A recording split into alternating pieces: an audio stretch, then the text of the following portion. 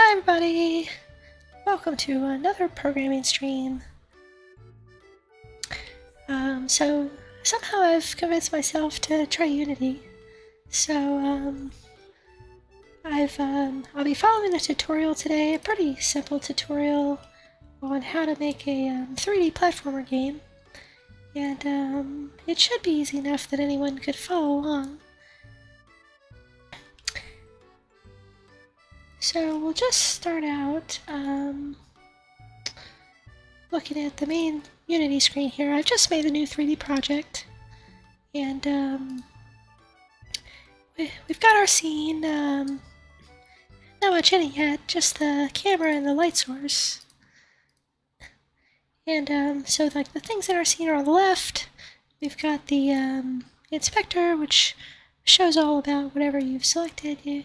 Chat's kind of cutting it off a little bit, but it'll probably be fine. And at the bottom, just another way to view your project. Alright, so the first step is we want to create some things. So let's go ahead and so you can just right click over here and you can add 3D objects. Where did my music go? What happened to the music?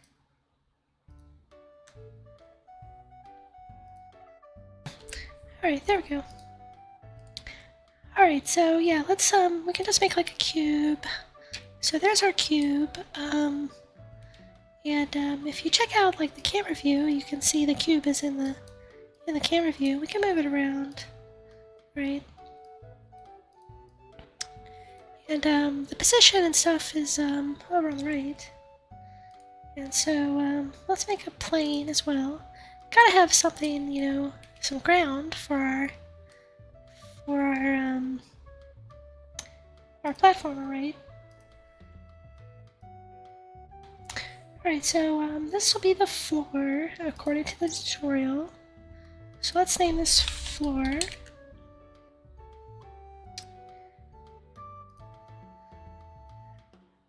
Alright, and we probably don't want it to just be white, right? That's really boring. So we're going to create a material, and that's how Unity assigns textures and things to things. So let me look at the instructions. So we can easily create materials from the project window. So create a new folder. inside of assets. So let's make a new folder. Somehow create a folder. And we'll call it materials. And then inside materials, we're going to create a material. And we're going to name it grass. Just following along in the tutorial.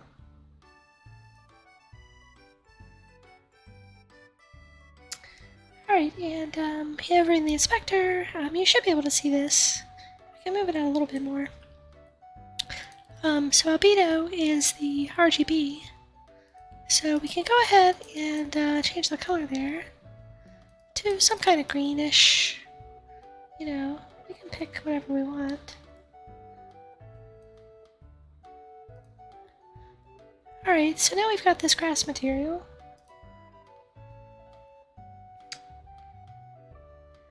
And all we need to do is drag it over to our floor. And there we go. Now it's been applied to the floor. We can probably see that in the material here.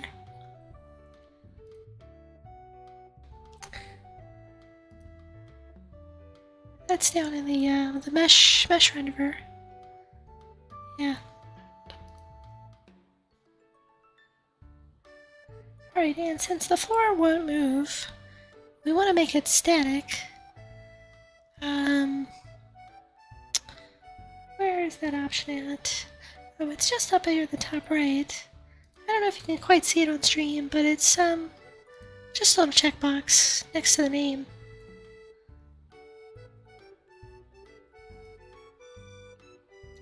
So that means it won't move during the game.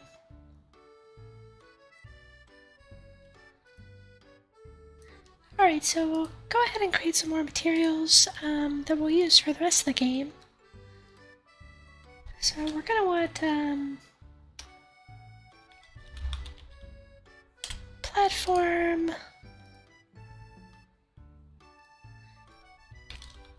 player.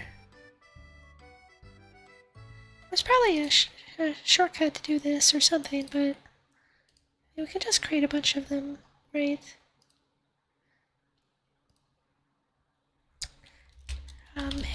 Enemy, coin, and goal.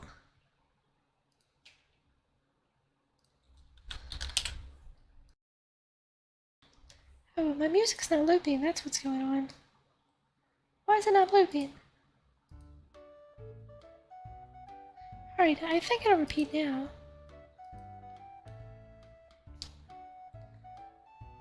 Alright, and we're gonna just follow along with what the tutorial has. So the player will be blue of some color, maybe lighter blue.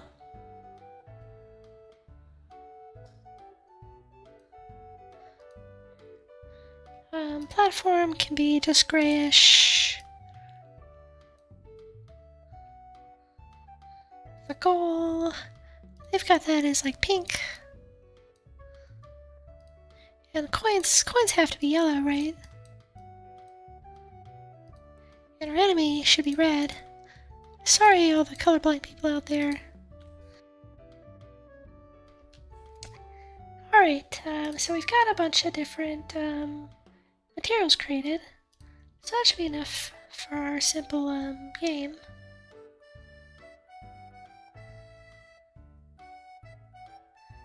So I think the first thing we'll do is we should be making the player and some platforms, it looks like.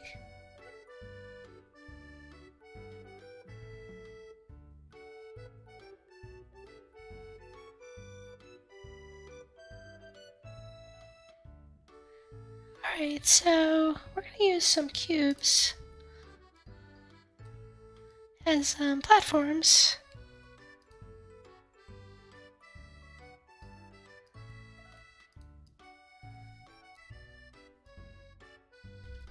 So I think we can, there should be a way to move it around. Oh, it's way down there. Oh. So there should be, maybe I can grab this thing and pull it up. There we go. I see. Depending on where you select it, that's where it moves.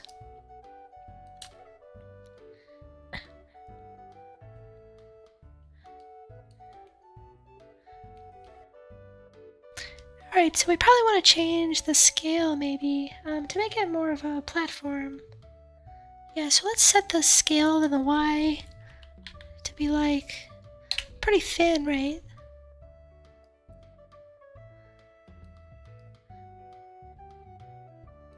Alright, yeah, maybe we'll make this one a little bit bigger in the X.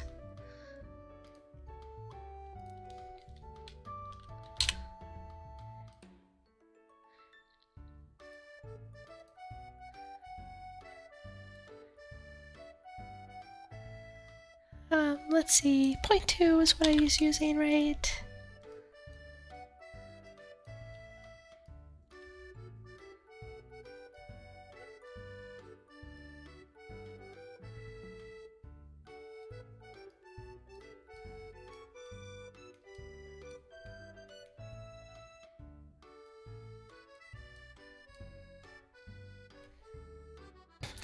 I'm not sure how,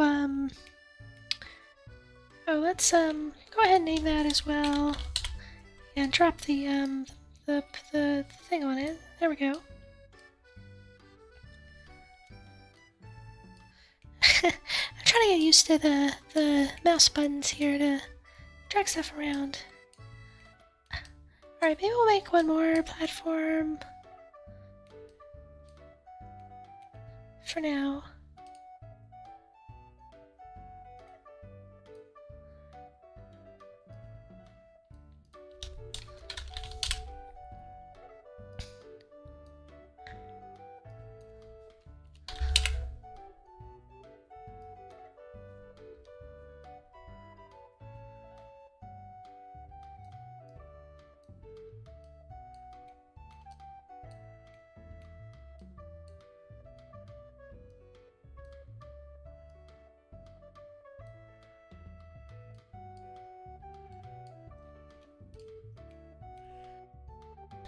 Okay, so we've got some platforms. We can always change it later.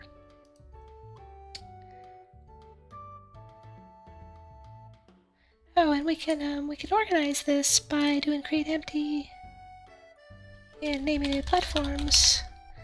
And then we can drag all the platforms into it. And now it's like a group of all our platforms. That'll probably be handy for later.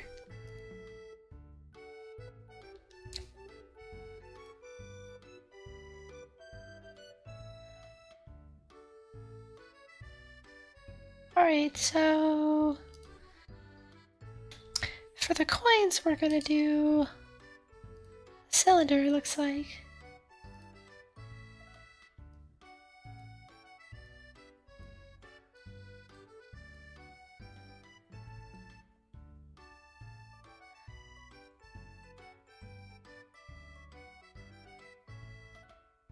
Alright, so it wants us to scale it down a bit.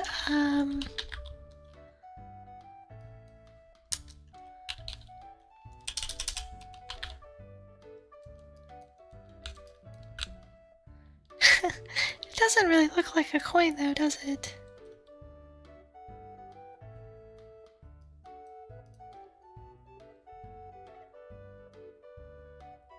Oh, I guess, they probably made it pretty flattish. Oh, I see. So we'll make it kind of flat. Let me make it a little bit bigger.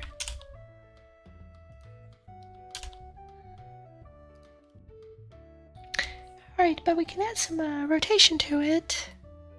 Probably in the Y direction, maybe? No, Z and X and Z. Alright, there we go. That kind of looks like a coin. Oh, it's kind of high up. Let's put it closer to the ground so we can actually get it.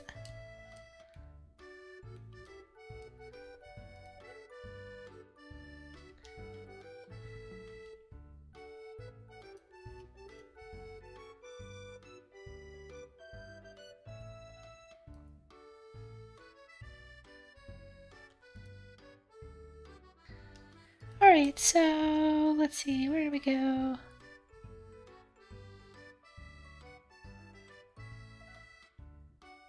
Yeah, so we're going to end up having some scripts later that go with the coin. So we're going to create a prefab.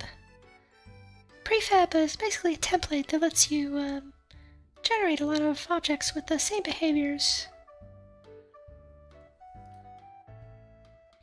So the first step will be to create a folder in assets.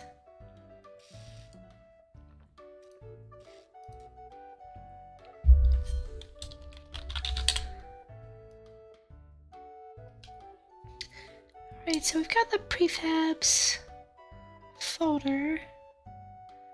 So we drag and drop the coin down there, it looks like.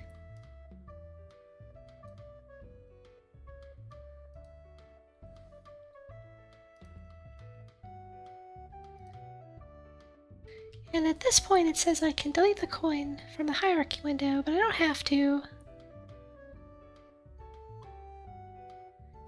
To create more instances, drag and drop from the coin into the scene. Okay, cool.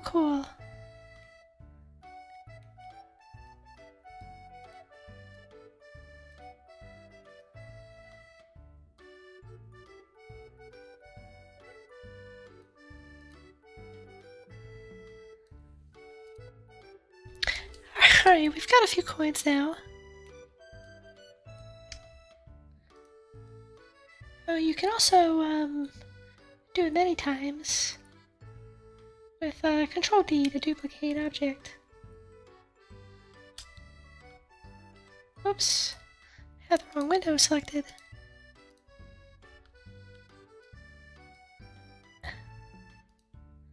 Oh, well, let me not click that. Alright, so we've got a bunch of coins. Probably should make a folder to hold all these.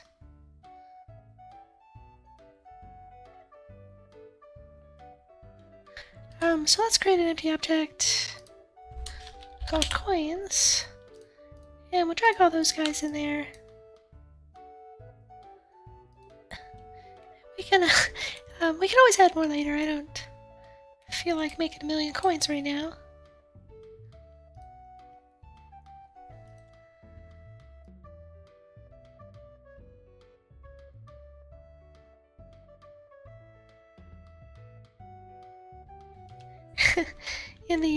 In the tutorial they make tons of coins, but I'm kind of lazy.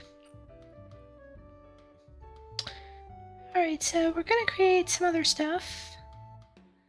The player and the enemies and the goal. So I'll make a cube.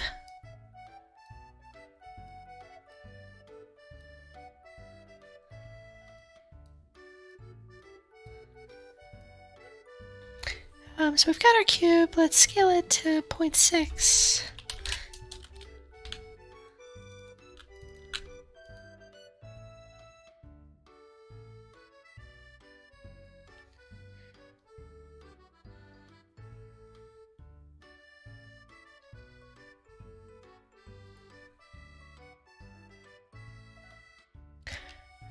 So I guess we'll just make...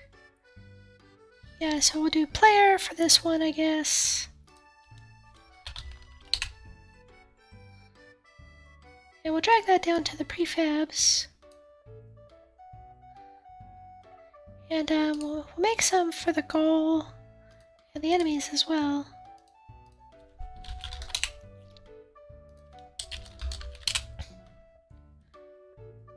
Hey, how's it going? I'm programming today. We'll see if we end up with a an actual game at the end or not.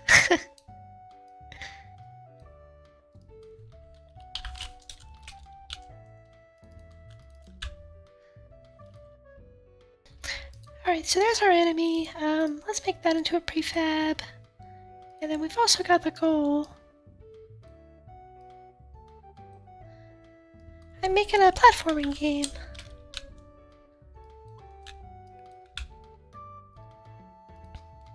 This is Unity if you've never seen it before.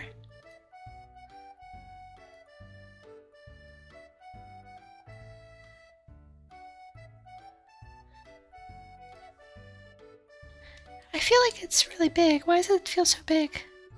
Oh, it's just because it's up in the air.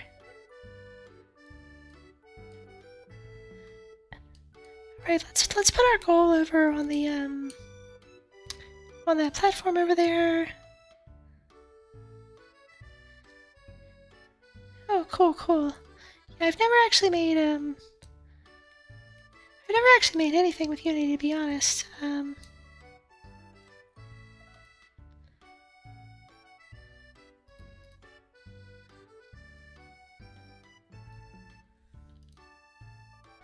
Alright, so we've got that.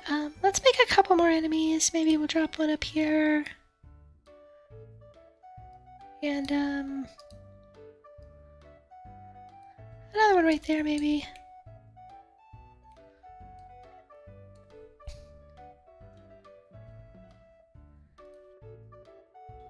Oh, they wanted, oh, the tutorial wanted this to be a sphere instead of a cube. Alright, let's delete it.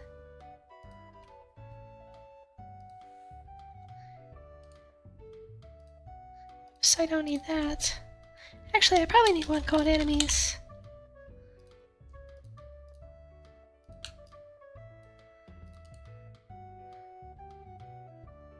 Alright, sphere.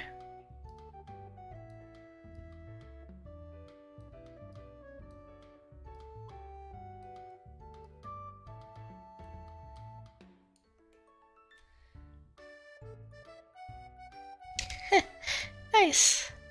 Yeah, well, you should definitely check out this tutorial then if you want to try Unity 3D, because it seems like it's pretty straightforward and, it will cover everything we need to make a simple platformer.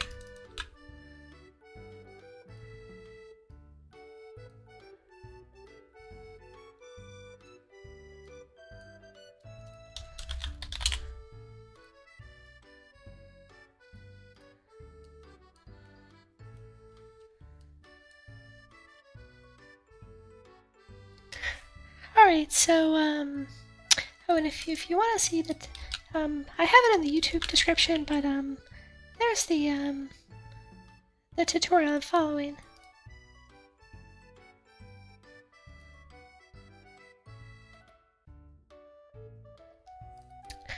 Alright, so, oh, that sphere is a lot further up than I thought it was. Yeah, I know who you are. Good to see you again.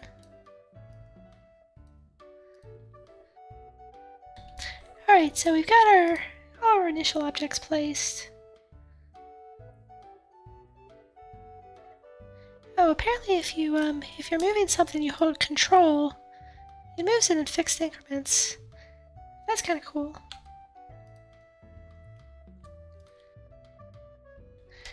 Alright, so the first thing we're going to do, it looks like, is we're going to make the coins rotate around the y-axis.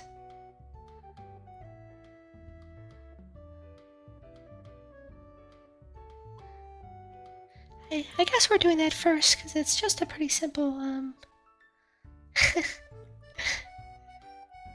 it's fine. I just think it's kind of funny.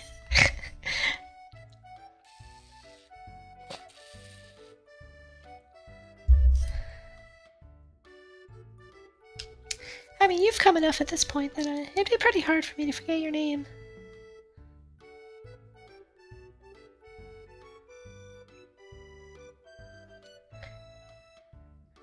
Alright, so we're gonna write some scripts, it looks like. So the first thing we want to do is create a scripts folder.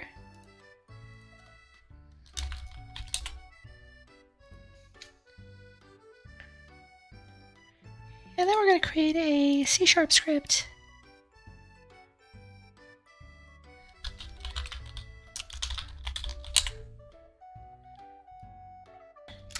So this one is the coin controller. And if we double click it, it looks like it'll open it up in VS Code. So let me let me get VS Code on screen.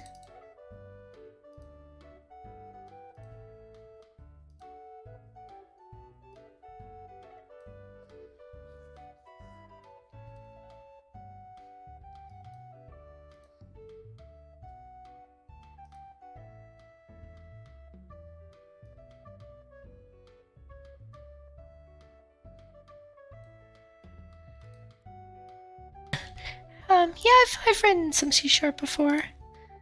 For my job, actually. It's pretty handy if you want to write simple tools for internal use. I mean, I am a programmer, for reals.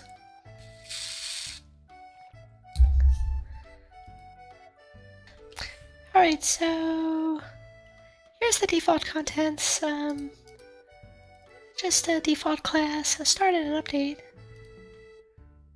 Not exactly a game dev. I work in the game industry though. It's hard to hard to explain to more without giving away where I actually work. Let's just say that I do, I have debugged games and stuff before. Oh crap, I accidentally reloaded my page. Where'd I go? Alright, so let's see. Just reading through the tutorial, make sure I don't miss anything.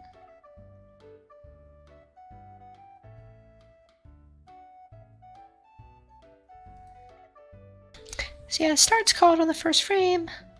Update is called every frame. Pretty straightforward.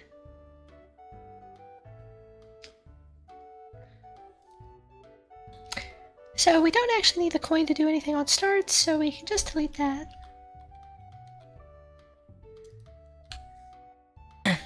Yeah, pretty much. Like, game dev is my hobby when I'm, you know, I don't write enough fun code at work. Then I'll make some game dev on the side. You know, when I was a kid, I wanted to make video games, but I always hear about how terrible it is to actually work on video games in the games industry.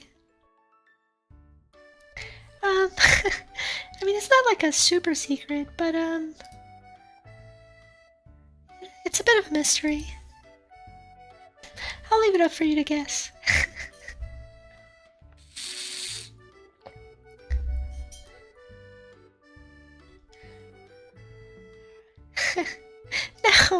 No, I'm not that old. But that's all. The only hint I'll give you is that I'm not that old.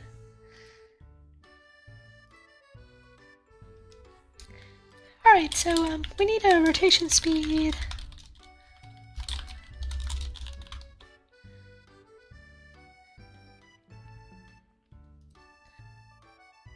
So that'll just be a constant in our script. And then I'm just going to copy what's in the tutorial. So basically we're going to calculate an angle based on the rotation speed and the delta time.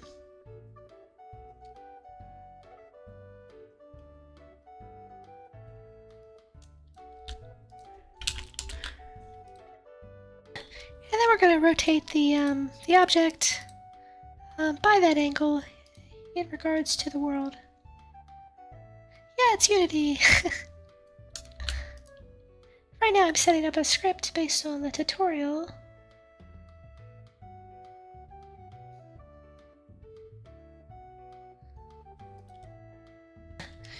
Alright, this script seems to make pretty easy sense if you ask me. So, what's the last thing we need to do? We have to attach it to our coin.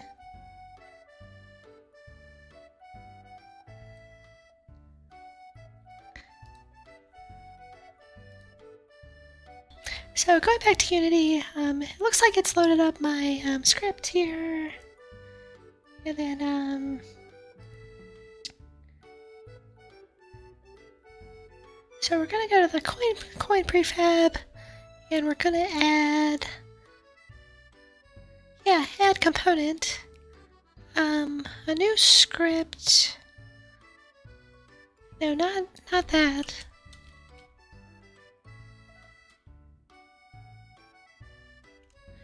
I.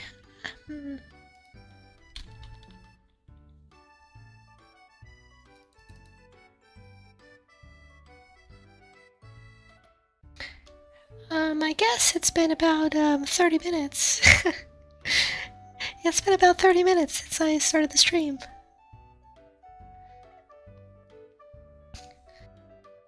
I have messed around with it a bit to work on my avatar that I'm using right now, but that was also just following tutorials.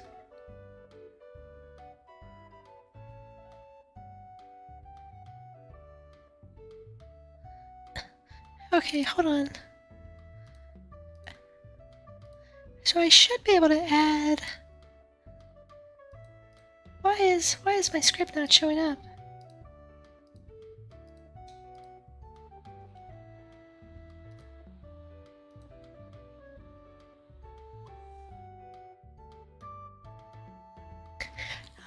I've heard it mentioned before, and I mean, it just as a concept, it makes sense.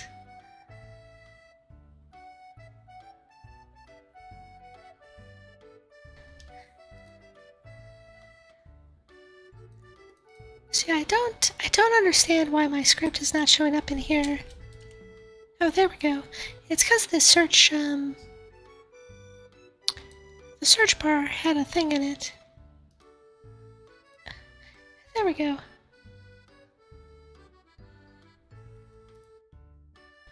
Okay, so we added our script to the oh, we can edit the rotation speed. That's kind of cool.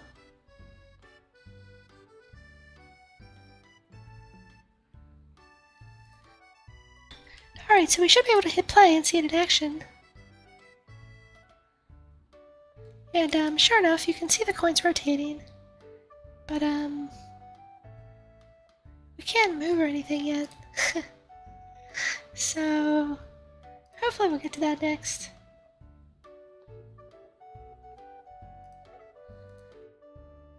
Okay, looks like the next thing is player movement.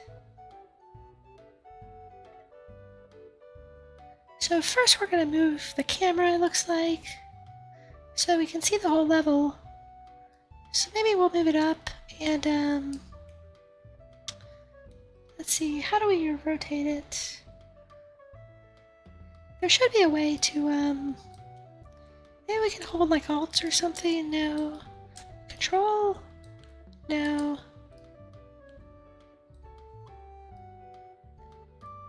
There must be some way to rotate it.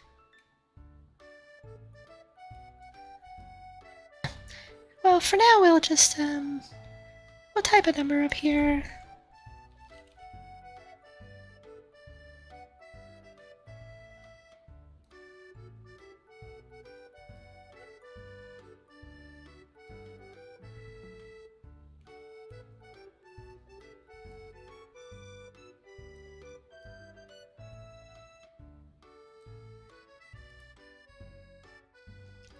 Hi there, how's it going over on YouTube?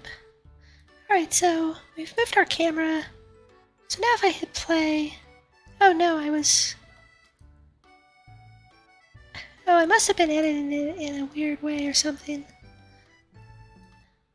Alright, let's rotate our camera again.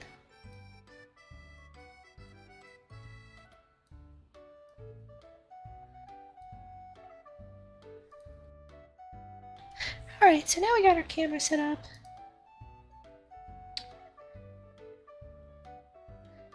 I mean, I guess I could put it, maybe if I rotate it in Z as well. Oh, not the Z, that'll be sideways. Alright, we'll rotate it in the Y.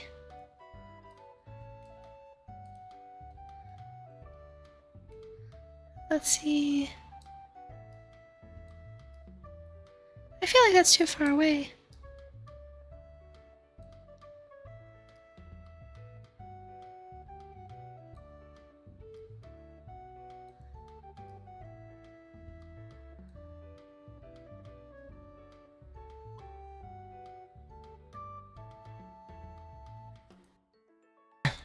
Actually, I don't know if I want it rotated in 2 directions.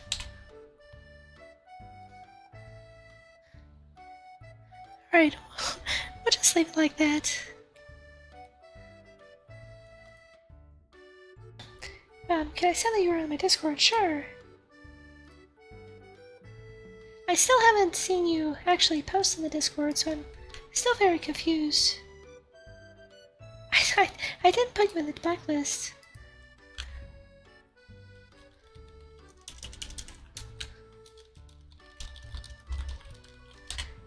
I've been using Unity for about 35 minutes. But I have actually messed around with it a little bit previously, mostly for messing around with my avatar. Yeah, Corey Shama, I don't really know what's going on with the Discord. I don't know if you need to like claim your account before you can actually post or something. I'm not really sure.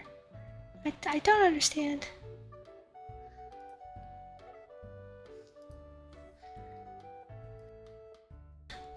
Alright, so let's get player movement down.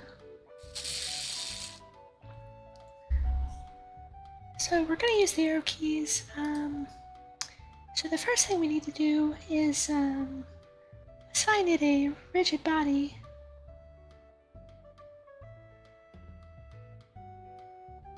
So let's go find our player. And we're going to add a rigid body. That's under physics.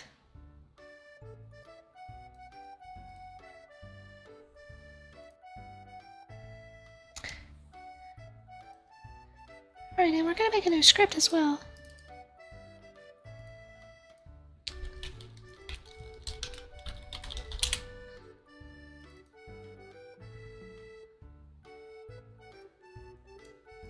And for the player controller, we'll have walk speed and jump speed.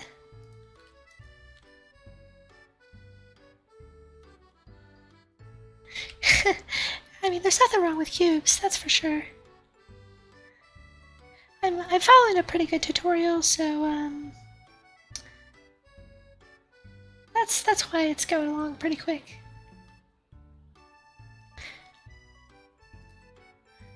Alright, so let's go ahead and add the script to my player object.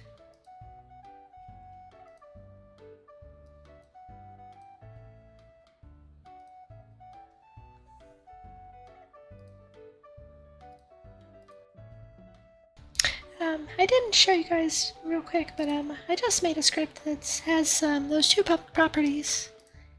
Nothing else special in it.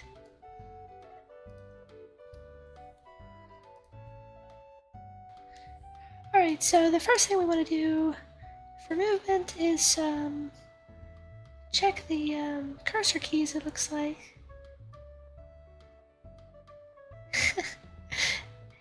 Don't worry, you haven't. It's not possible to piss me off if I can't even see you.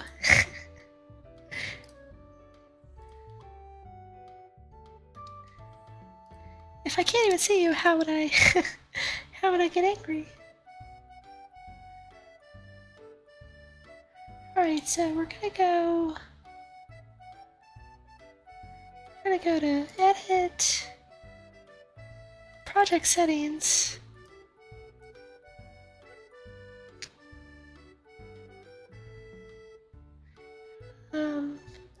Input, axes.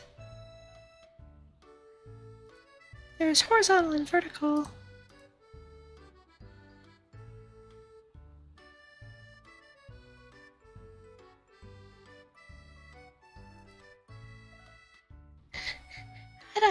I don't know, but I haven't gotten any messages. I don't think anyone else in chat has seen you either, so like Can you not post in general chat?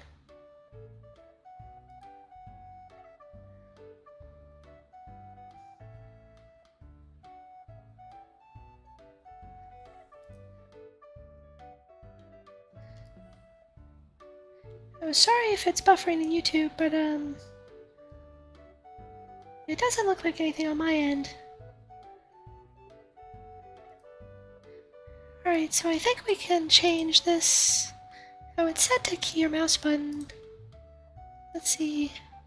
I don't know if we actually need to change anything, because it's already got up and down set.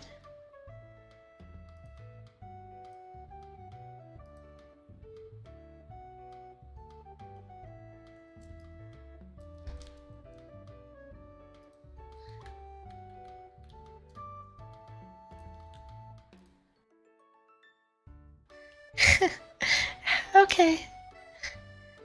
Alright, so here's some code from the tutorial. So we'll get the horizontal axis. That's if the user is pressing left or right. And we're just going to print out the values, it looks like.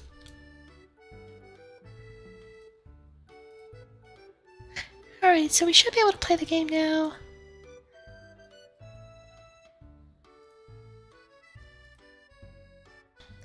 And then see some debug spew maybe somewhere. I don't know where we expect to see it. Is there an output? Oh, down at the bottom. I see it. It's in like the status bar. It's kind of hard to see though.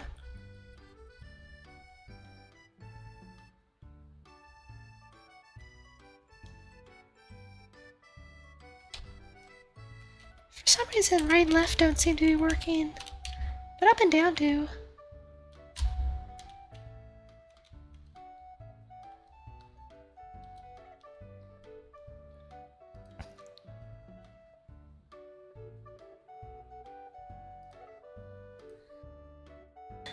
I wonder why right and left don't work.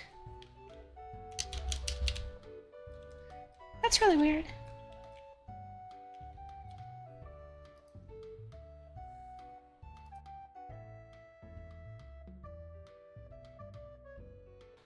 Alright, well for now, we'll just copy the script.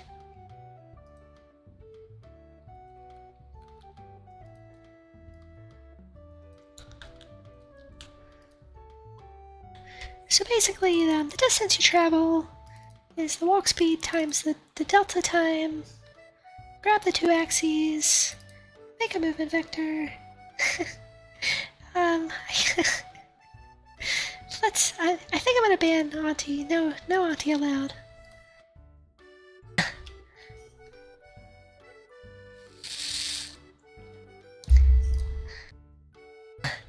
Alright, so we're gonna go, so move that much in the X and that much in the Z. And then we'll take the current position, and new position is current plus movement. Yeah, that all makes sense.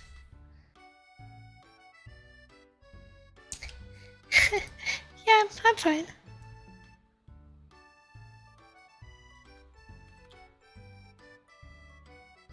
Alright, so we've got that in. Let's go ahead and try to play it now.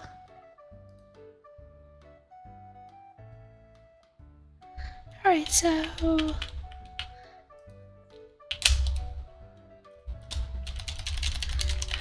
I'm pushing buttons, but nothing's happening. That's quite an interesting name for me you've got there.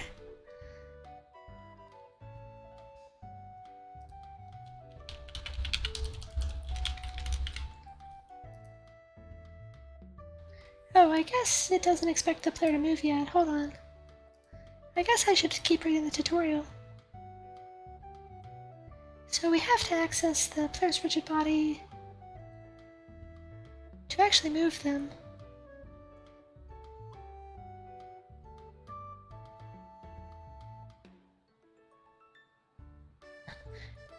Alright, let's go back to the script.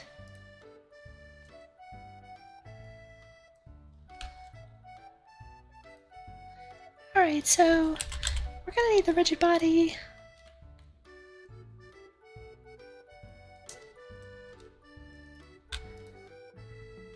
So when the script starts up, we'll grab the rigid body from our component. And then we're gonna go ahead and make a function, it looks like.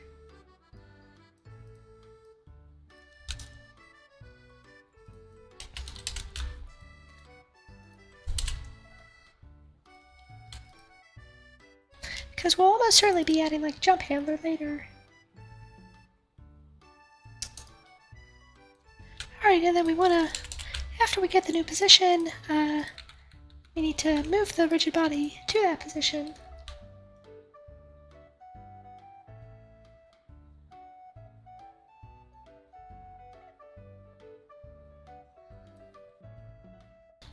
Alright, so that should do something, I think. So let's try to play it again.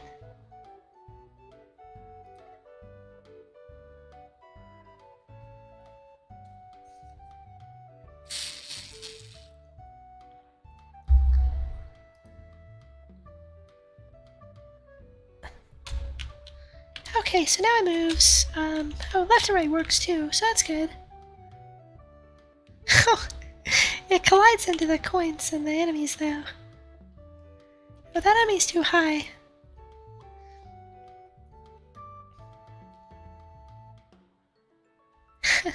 Yeah, so we run into him.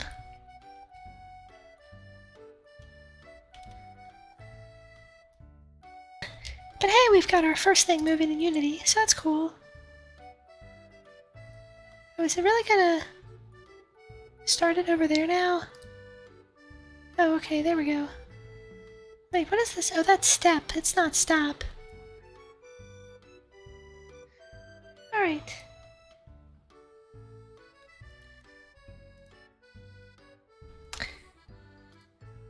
Let's see. So the first thing we want to do here is we want to disable rotation on the player. So let's go to the player prefab.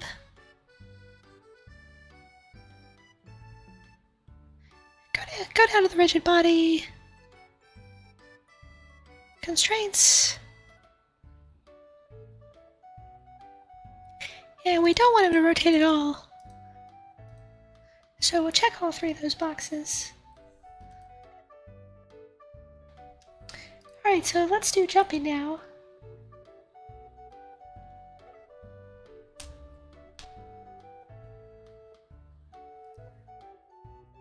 So jumping, let's go ahead and check in the input manager. So jump is set to the spacebar, so that's good. And let me see if I can add jump without actually looking at the tutorial. That might be fun, right?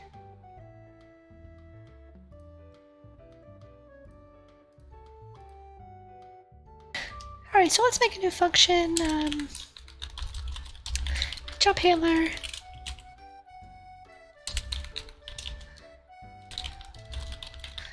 Alright, so we'll want to call that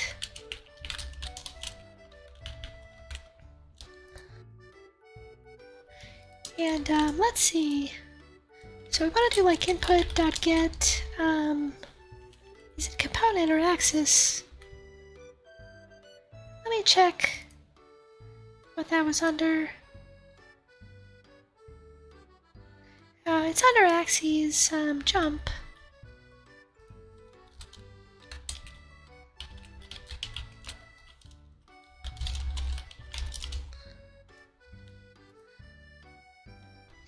Alright, so that should be how much we jump. I guess we want like, oh, we've already got jump speed, it looks like.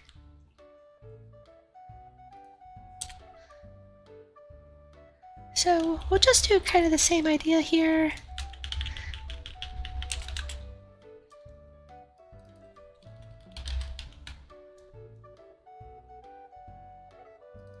So for now I'm actually just going to copy this. But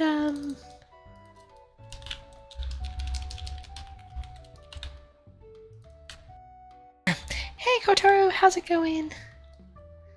Yeah, it's been a while. I'm learning Unity today. I've never actually really used Unity before to make a game, so it should be fun.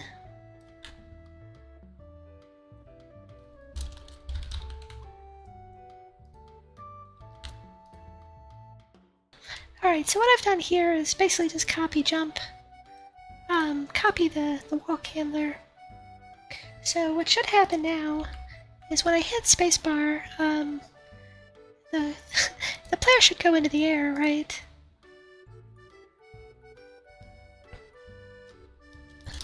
Oh, but that's not enough to overcome gravity, it looks like. So you can see it kind of moving a little bit.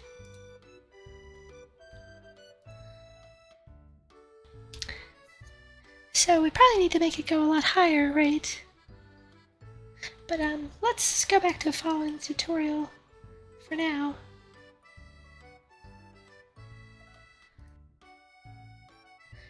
Alright, so they want to have, let's go ahead and grab this.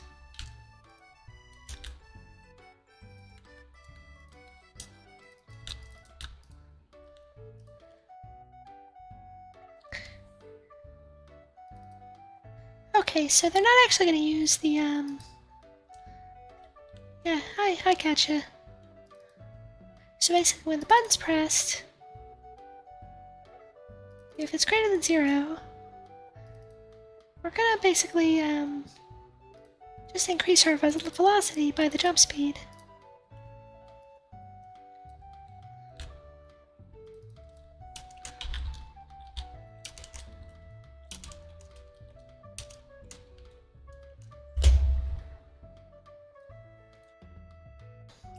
Oh, let me go back to code.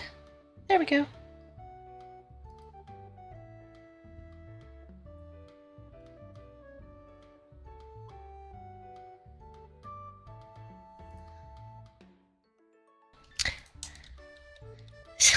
So what this is going to do is make the cube fly straight up into the air, because it just increases the velocity. That's not exactly what we want to do.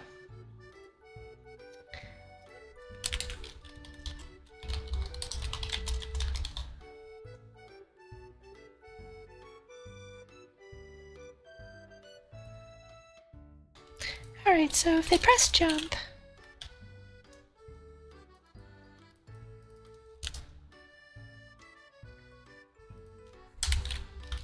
so we only want to let them jump if they haven't pressed jump yet.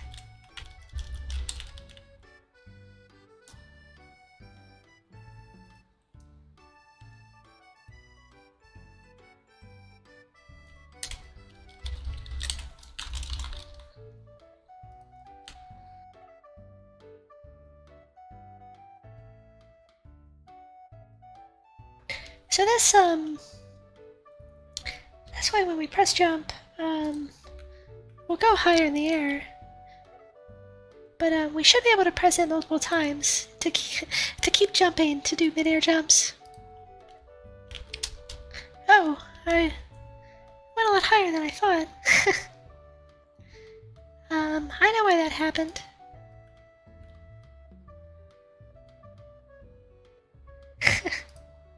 So it's because I didn't put press jump true here. So essentially every frame it was doing this, but we don't want to do that.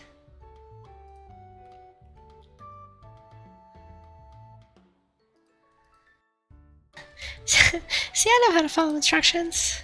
Alright, there we go. So now we can jump, but we can keep jumping if we want mid-air, which is not exactly what we want. But that's easy to fix. So we probably just want to make sure that we're on the ground.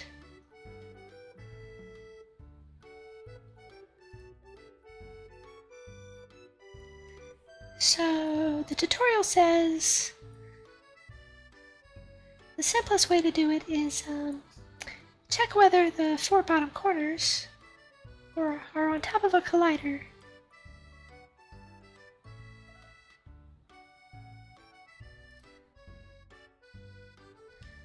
So let's see. So we're going to want to keep track of the collider for our object.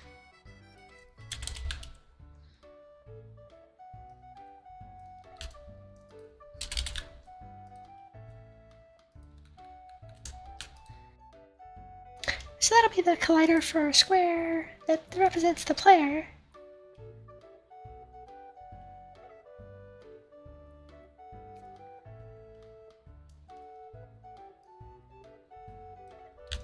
Then we're going to add a new function called isGrounded.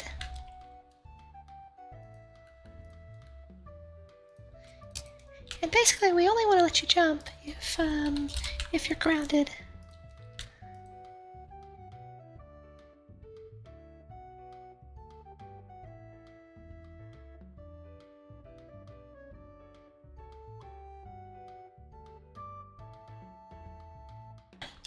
Alright, and for the grounded function, I'm just going to copy it.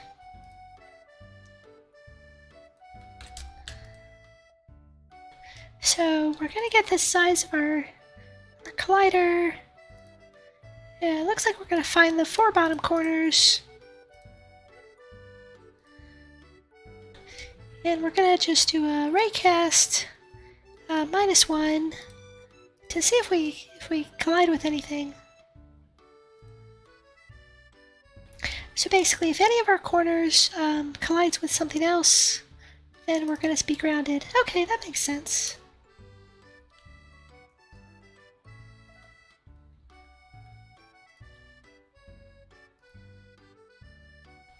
Alright, so let me try playing that now. And so sure enough, if I keep hitting spacebar, you can probably hear me hitting it.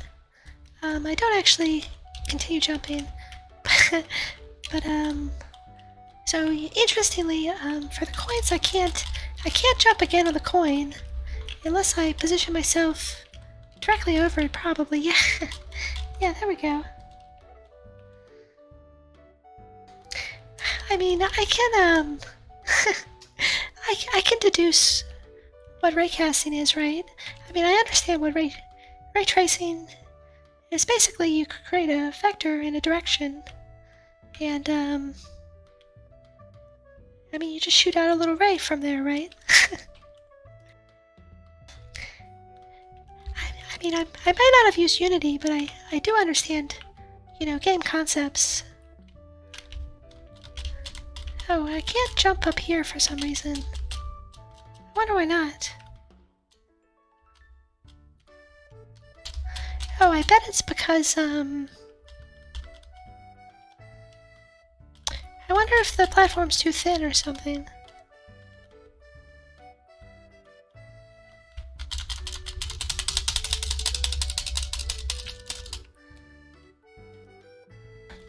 Yeah, I'm not sure.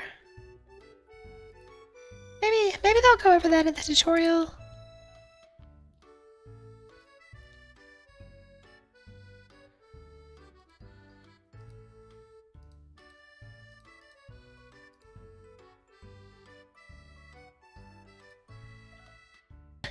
I mean, point one's not very far though. Oh, I wonder if it's Right. We'll wait and see if they bring that up in the tutorial.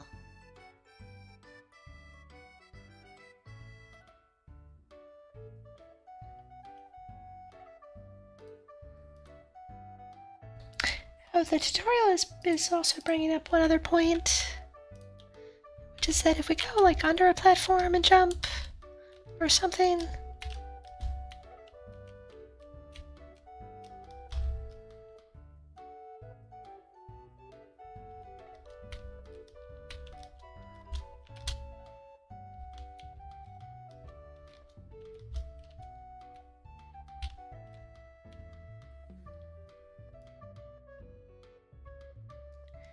so it says you'll get stuck on the wall.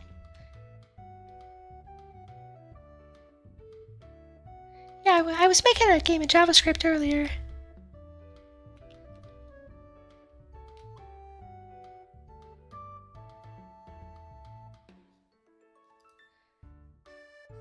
So it says you get stuck on the wall, but not having that happen. But it says it's because of friction.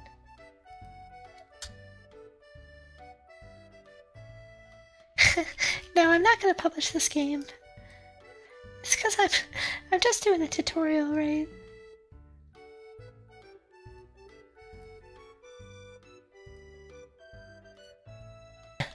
Maybe if I make something cool out of it later.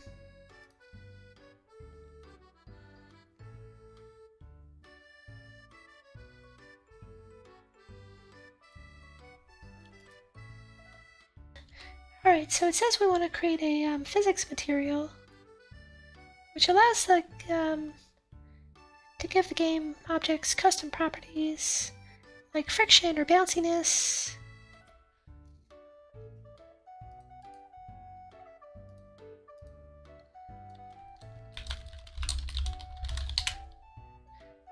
So we'll make a physics material folder, and in there we'll create Alright,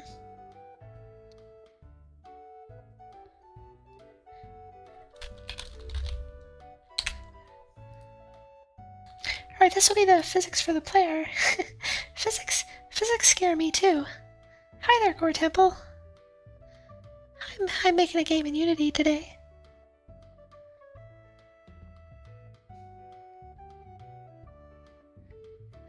Alright, so we're gonna make it 0.1 or 0.01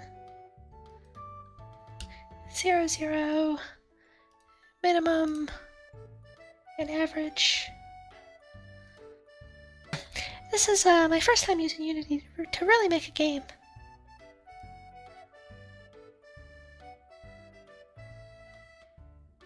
Alright, so we've got our thing there, and then on the player prefab, we're gonna look for the box collider, and here we can give it a physics material.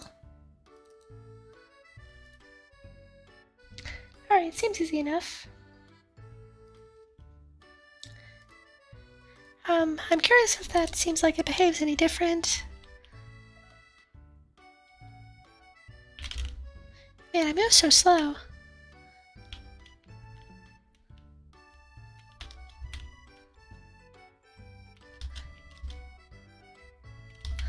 Yeah, I'm not sure why I needed this material. It might be just a different version of Unity behaves differently. I'm not sure. I mean, I'm just looking. I'm just following the tutorial with with advanced knowledge of games. I promise you, I've not done this before.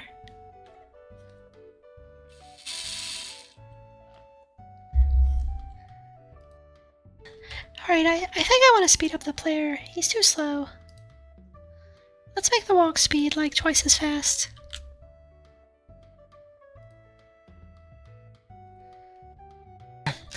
Probably me drinking some water. Alright, now we're a bit faster. Still kind of slow though.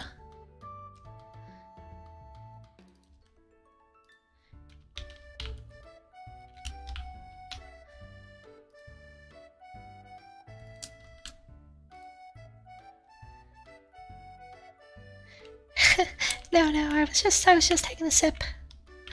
Alright, now we're a little faster. That should make it a little more fun.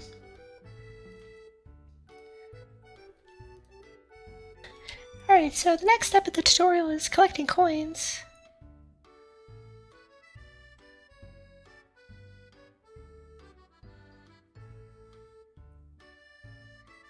Looks like we're going to make a game manager to track our level, score, and that kind of thing.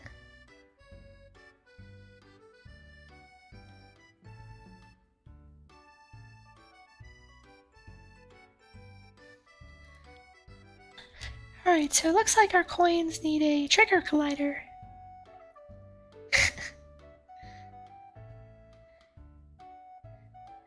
Venom noises. Maybe. Like from the Venom movie? I haven't actually seen it.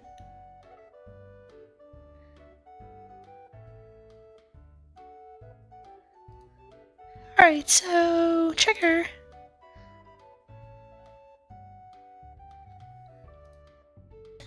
Alright, so we check that box. So now it'll generate events.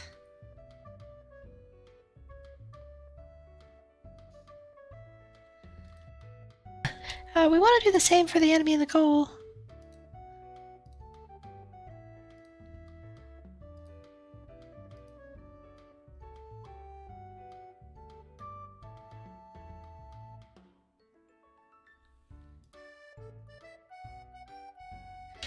Alright, so now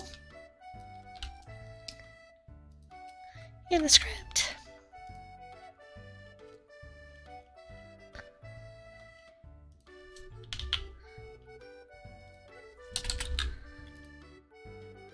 alright, so we've got a trigger collider here, or one trigger enter with this collider.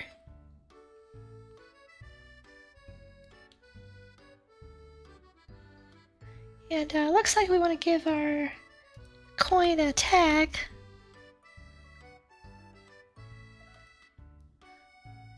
Tag.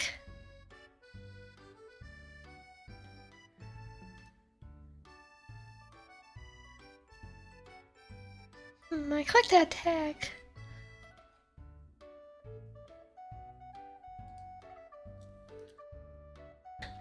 Where do I actually create it? Oh, here we go. There's a little plus.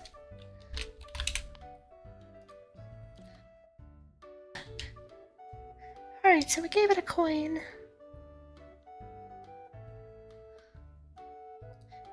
Coin tag.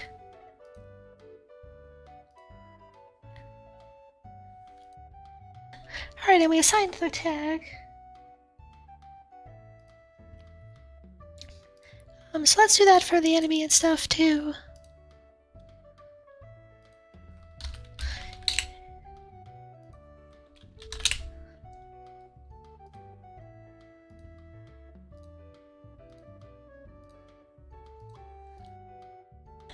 Alright, so that's enemy and goal. Alright, so now over in the code, we can check for the tag.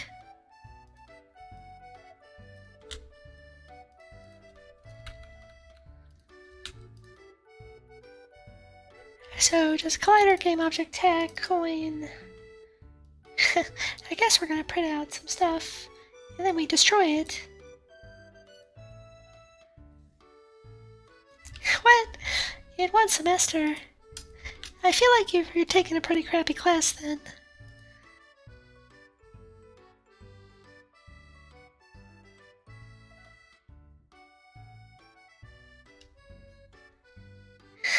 I mean, it helps that I understand C# and, you know, general game programming.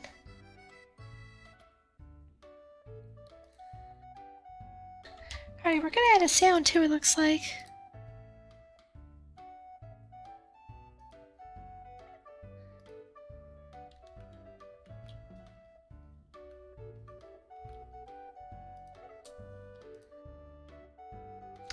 Alright, let me download the sound.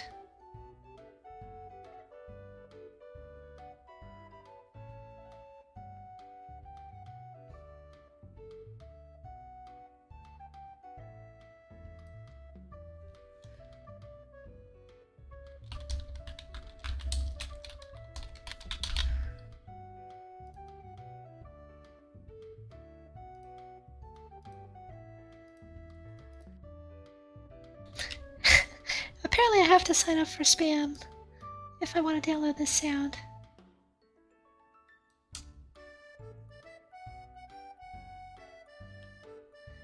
Oh, I lost my position in the tutorial too.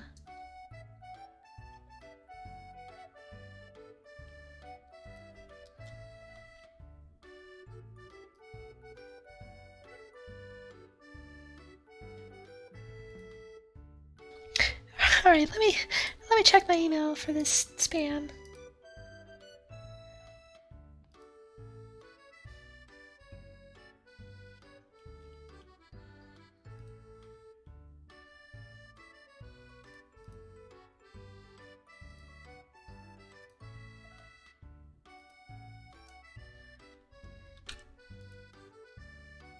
I guess I should have downloaded this ahead of time, huh?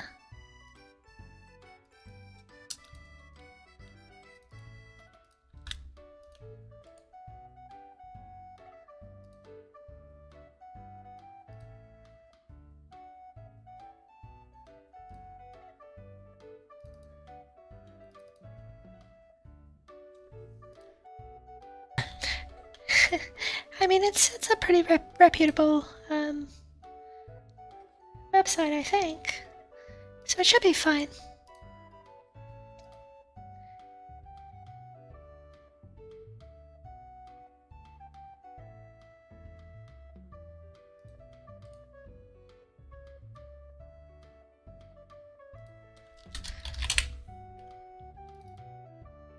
Alright, so we've got an audio folder. Let's create...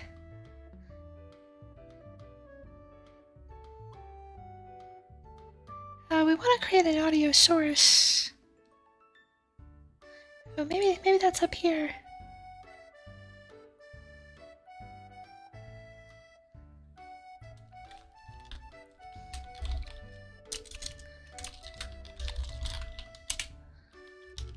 I don't want sauce, I want source.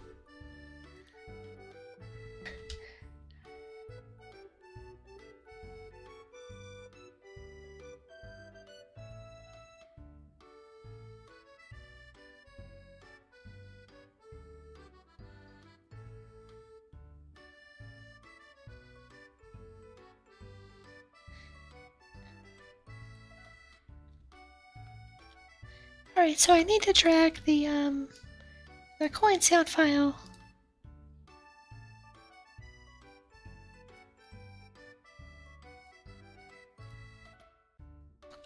There we go. Yeah, I'm on Windows. Alright, there's our sound. Hopefully that's not too loud.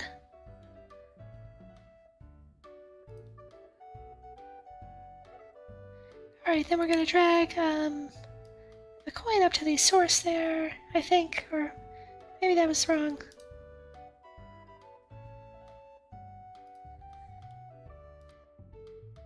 I'm on Windows 11.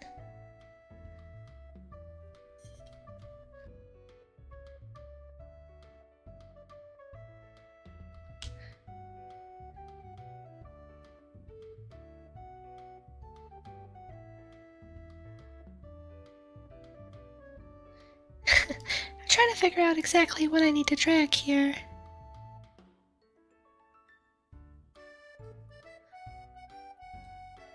Oh, it looks like it already did it. Windows 11 has been pretty good for me so far, so yeah, hopefully there's not any problems. It looks like Unity's working fine.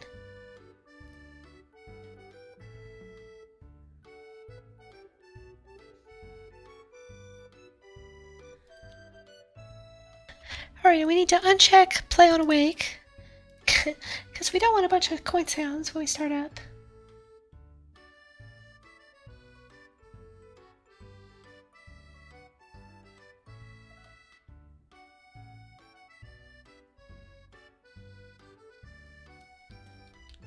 Alright, so next step is creating a public property here for the audio source.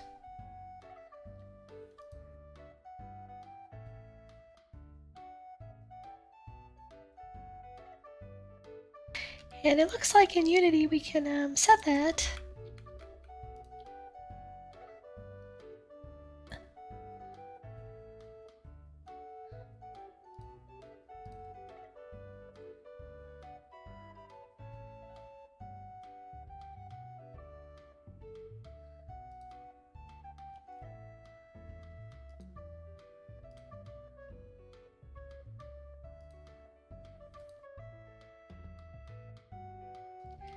So I think I can just set coin audio source over there. I don't know why I can't do that.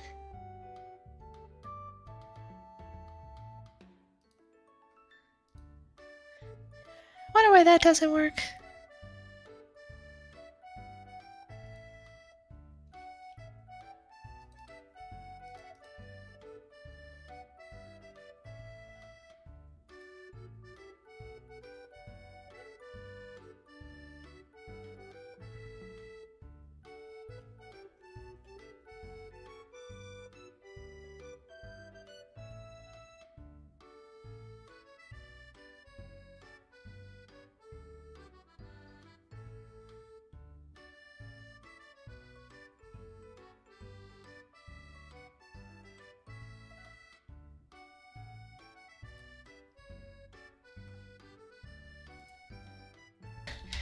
So just trying to figure out why it can't, it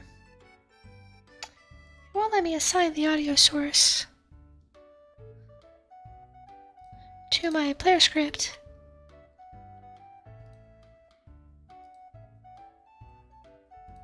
It sounds like I should be able to drag and drop it.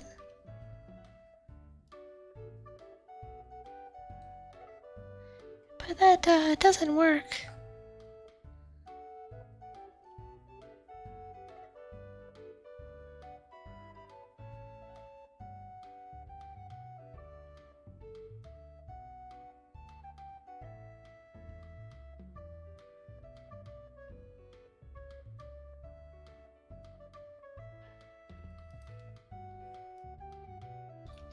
Yeah, I don't really know what's going on here. Like, I don't think I need to set anything else.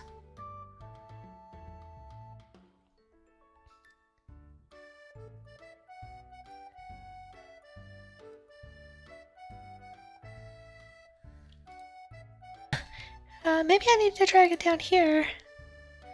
We'll see if that works. No, it's still not there. Let me delete that then. Oh, I've messed that up too. Alright, let's try creating it again.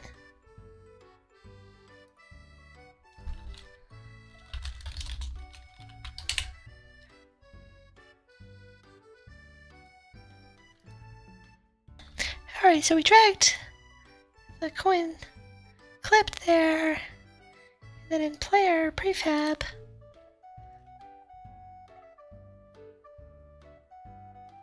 we should be able to drop the audio source in there, but it won't let me do it.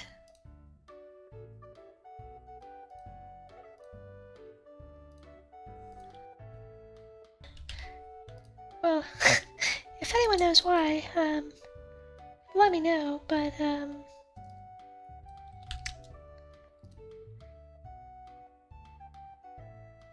for now, let me grab the code.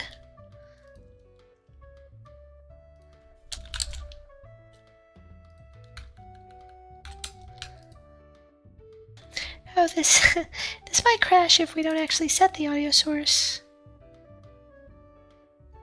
So I might not want to do that after all.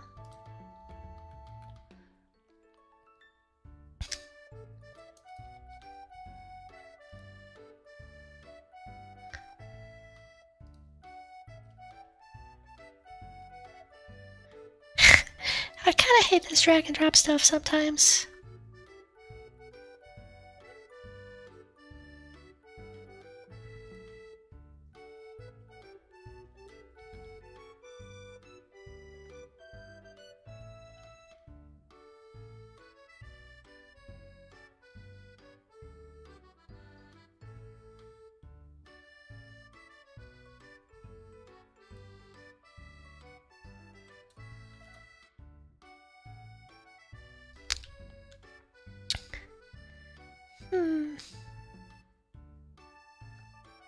So this might be something about the different version of Unity. Let me do a quick search.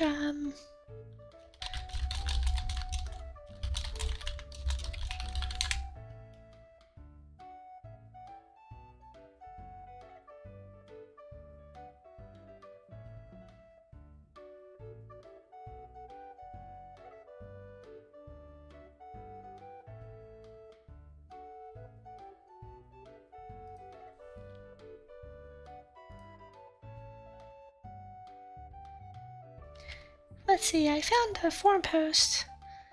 Someone else was having the same problem.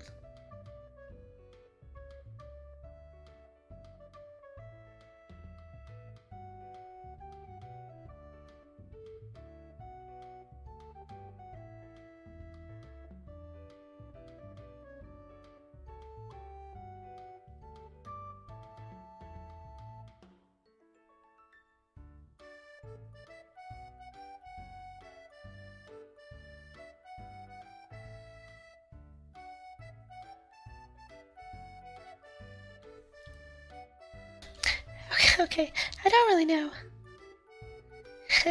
Yeah, that's definitely true. Um, Making a real game takes a lot of effort. What happens if I drag this up here?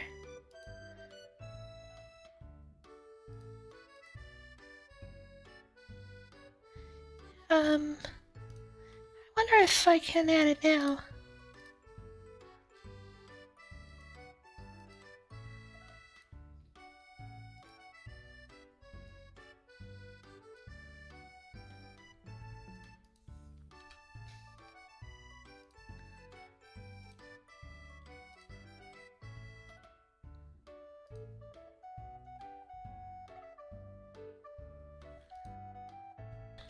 Oh, I added a...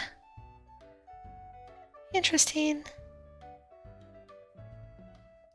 I mean, maybe I can have the audio source just be a clip on the, Does that work? No, that doesn't work either. Oh, that kind of worked.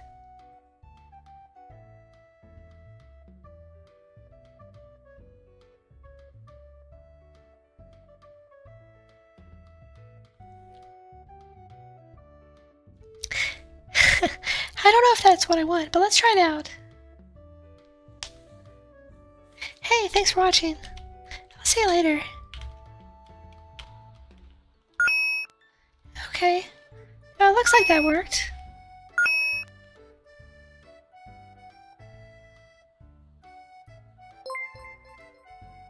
Hey, thanks for the follow. If you like the game dev stuff, check out my other game dev streams, where I was making 2D JavaScript games.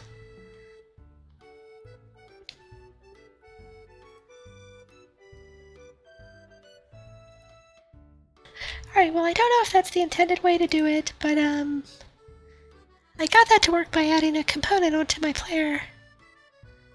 So we'll just stick with that for now.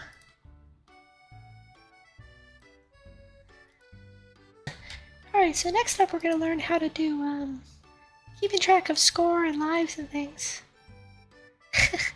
Yeah, but nice. Maybe next week I should play, I kind of want to keep playing Mario, actually. But maybe next week I'll play Mario and Halo. I kind of want to play Runeterra too, though. Well, we'll see. Those are what I want to play most right now. Let me go grab some more water. I'll be right back.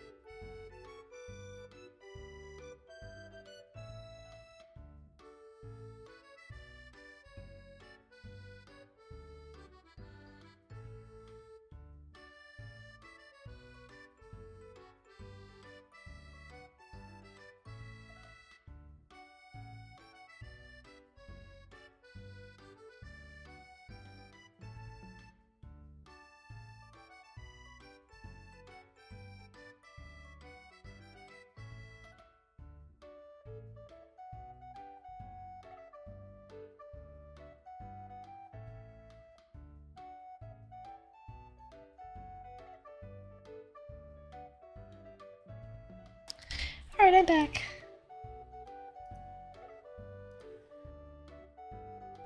Alright, so the next thing we want to do is make a game manager.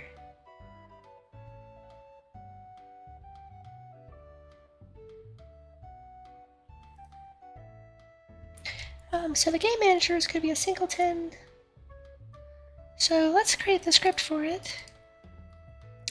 If you don't know what a singleton is, it's basically something that you only have one of in your game.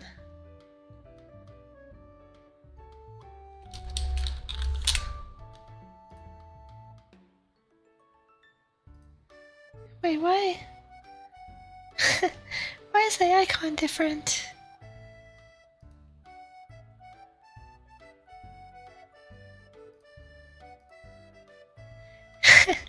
That's freaking me out.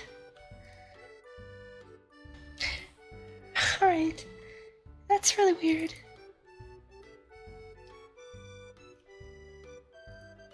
Alright, anyways, we got our game manager. So we're gonna have a score. And it looks like we don't have any of this. Well, at least not for now. Let's we'll leave it there.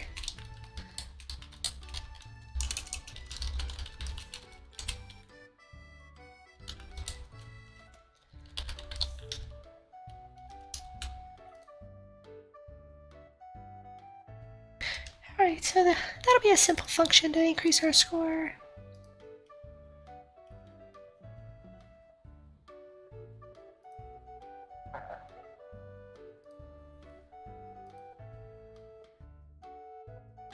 Alright, and we do need a object in the hierarchy window. Just an empty object though.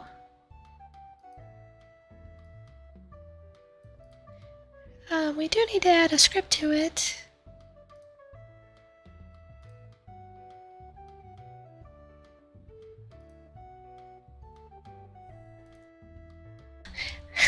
I wonder if it changed the icon just because it has the word manager in it.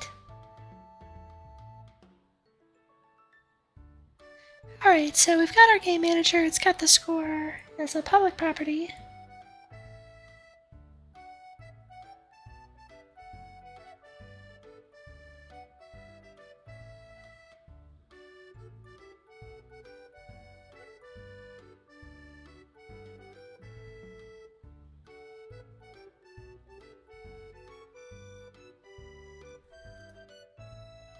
So it sounds like we could access this somehow. Hold on. We could make a game manager public property on the coin and drag the game manager to it. But we don't have to do that.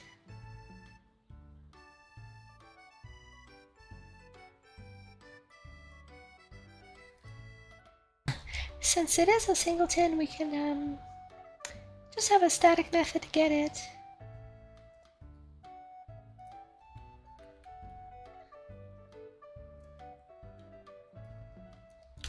So we'll have this static property.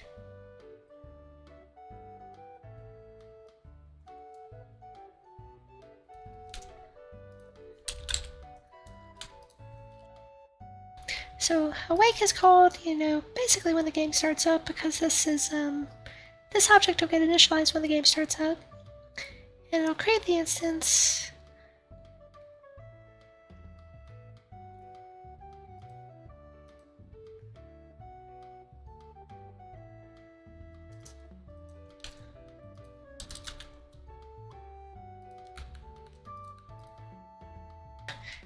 So basically, you can read the comments, but basically it'll exist even if you change scenes. And we'll go ahead and print out the score. And then finally, for the player controller, when we collect the coin, what we should be able to do is GameManager.instance.increase score by 1.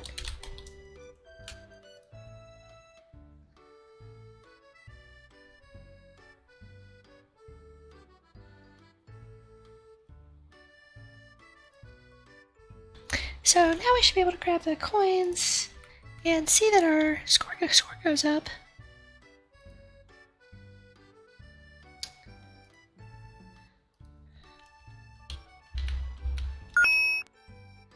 So you can see here, it printed out grabbing the coin and increased the score to 1, 2, 3, 4. So yeah, that works great.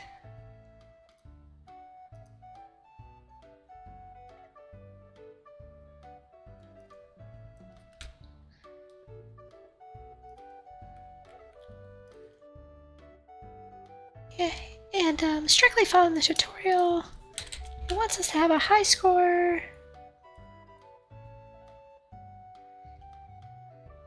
And if your score is greater than the high score equals score, we can print new high score.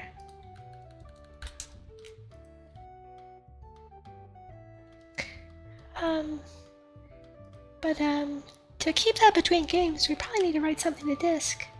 But I doubt the tutorial will do that. Alright, finally we need a way to lose and a way to finish a level.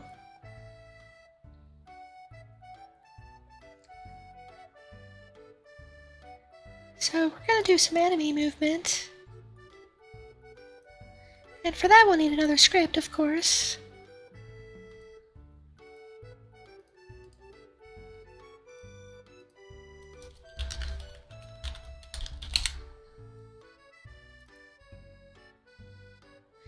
So we'll create that script and assign it to our enemy.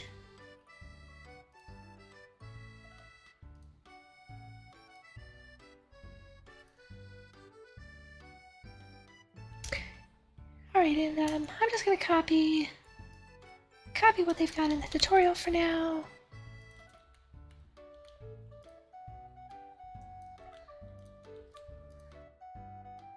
So basically, the enemy's going to move up and down.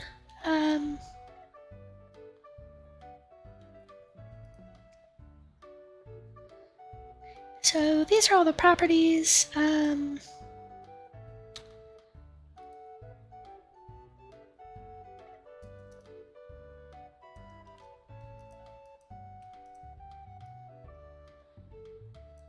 me just grab the update function.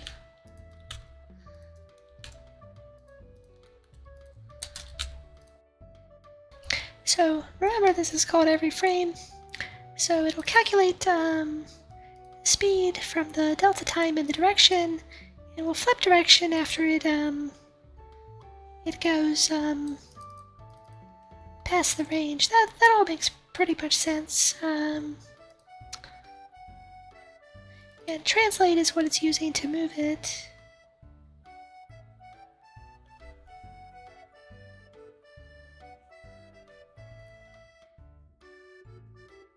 Because it doesn't have a rigid body like the player.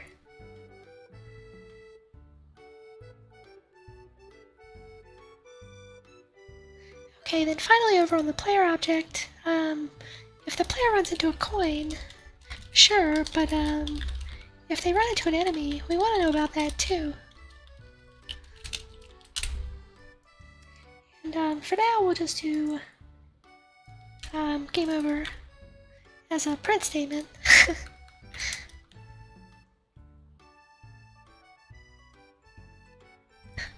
Alright, let me try playing that.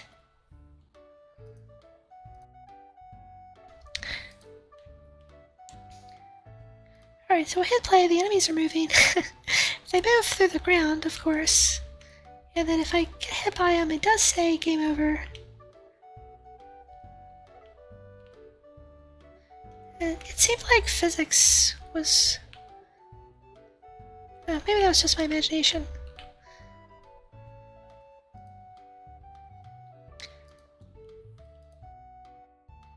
Alright, and what we might want to do is, it's kind of weird to have them go up in the air, right? So we should probably tweak that. So like this guy, I kind of want to make him move along the z-axis, maybe.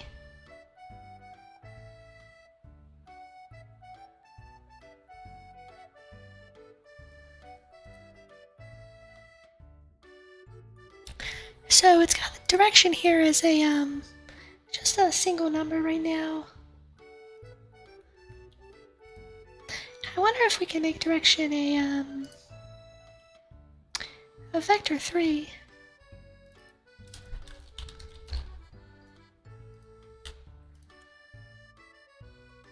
So if direction's a vector 3,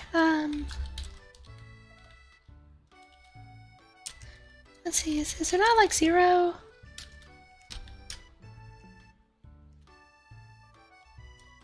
How do I, oh, there we go.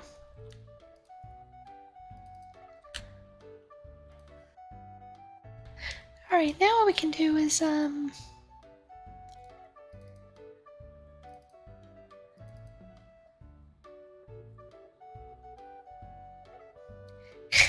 it's going to get a little more complicated, isn't it? But I do want to try to get this to work. So let's have vector 3 movement. I wonder if I can just do that.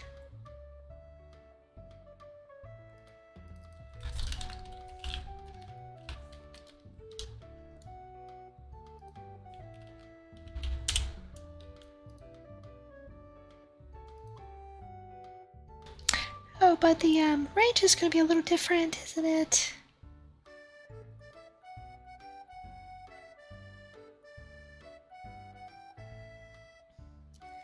Let me think about that. How do I want to do it?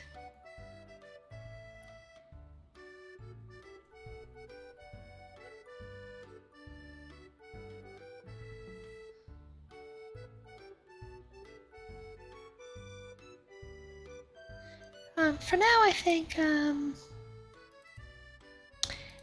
what I'll do is if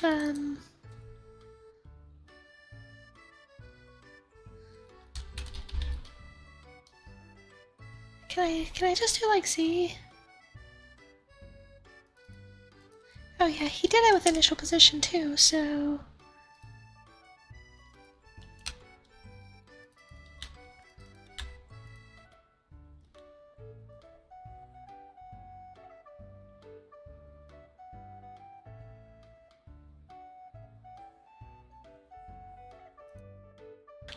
oh, it's gonna get a little weird though.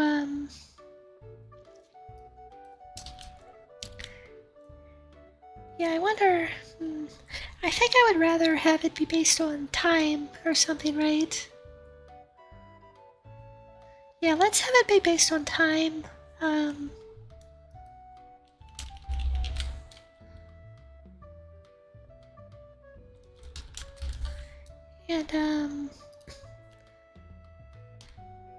I mean, we still want it to be a float, probably.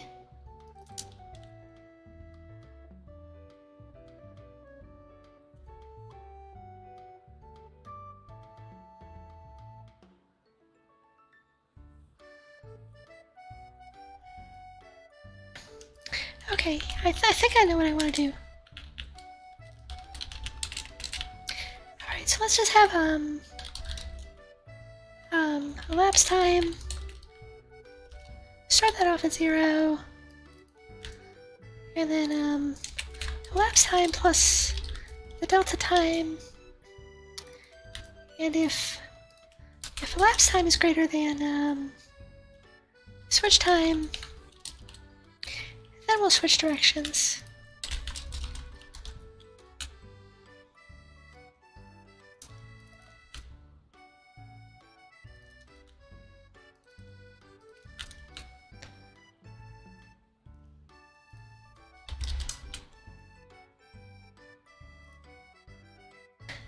Alright, so here we are customizing. Hopefully this works. Alright, let's drop back in Unity.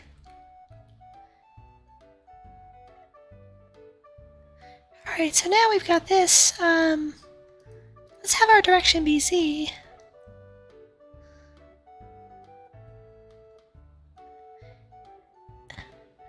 Alright, let's see if it works. Okay, nice.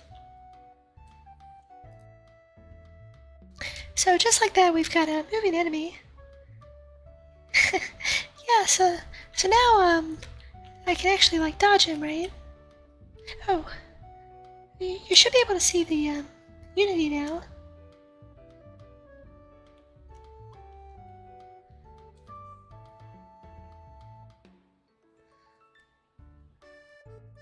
I can only see the code.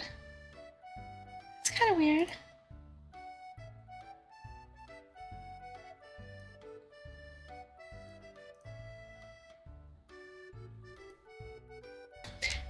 It might just be your Twitch. You might want to try refreshing, because it looks like it works for me.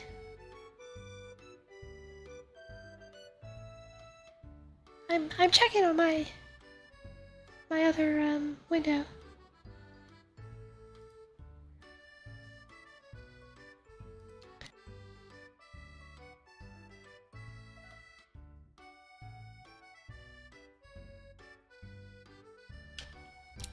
Yeah, maybe you just need to refresh or something. But yeah, we got the enemy moving, so that's cool.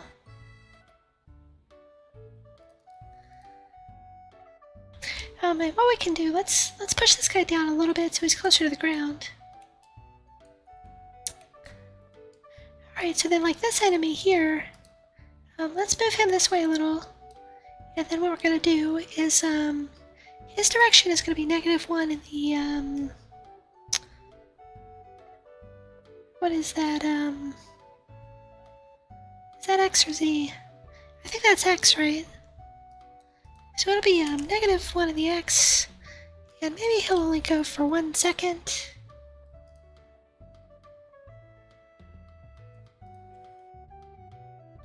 Alright, nice. So now I've got 2 enemies moving. And then finally the third enemy up here. Let's have him start like here, and he'll move in the Z direction as well. But his switch time will be really short. Maybe only like 1/3 of a second.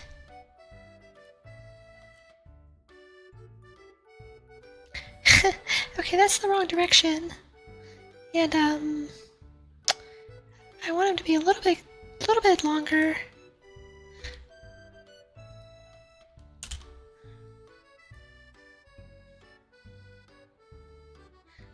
Oh wait, that's still not right. Oops.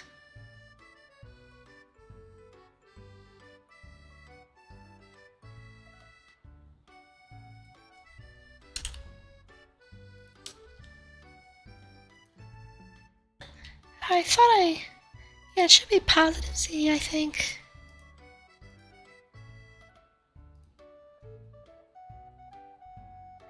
Okay, cool.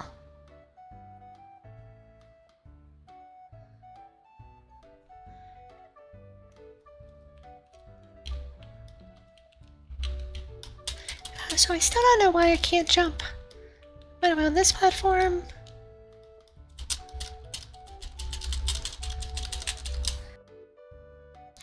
So I'm not sure why that's broken. What's the difference between these two?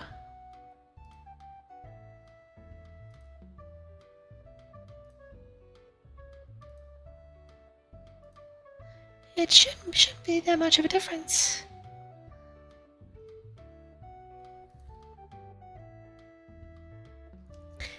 They're the same thickness. That's kind of weird, isn't it?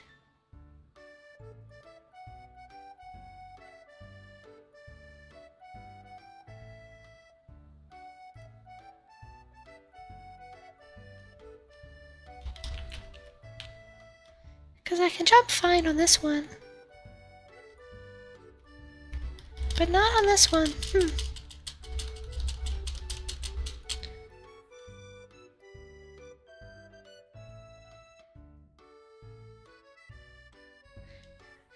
Well, we might have to learn how to debug.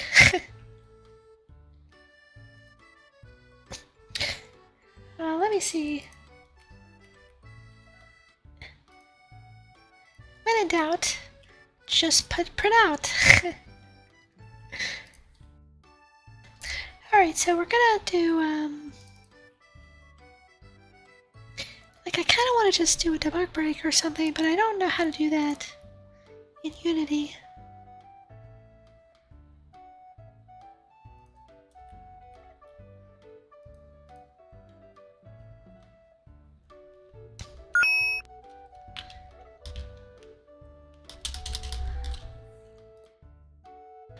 Like, surely there's a way to put a breakpoint or something, right?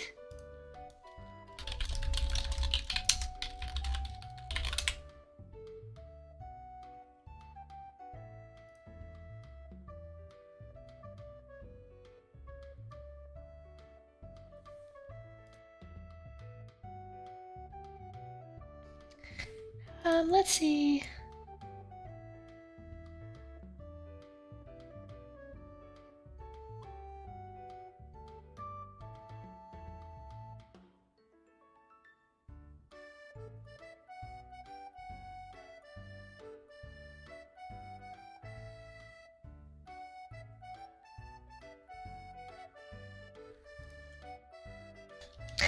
I wonder where debugging is.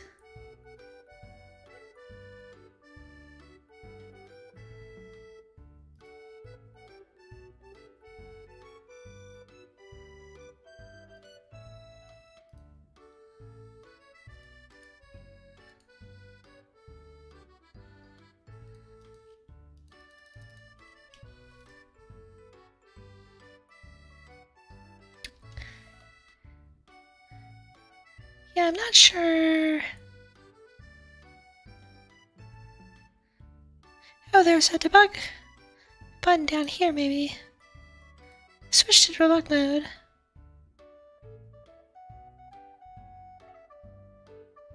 Oh, you couldn't see it, but it's behind me in the bottom right.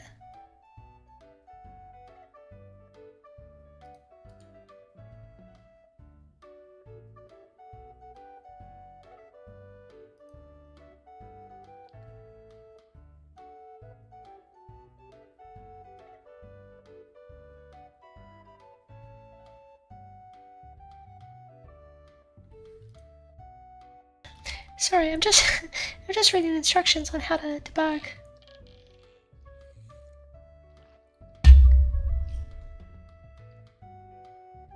Let's see, edit, preferences, general. That's code optimization on startup. Oh, but we switched over to debug already, so that shouldn't matter.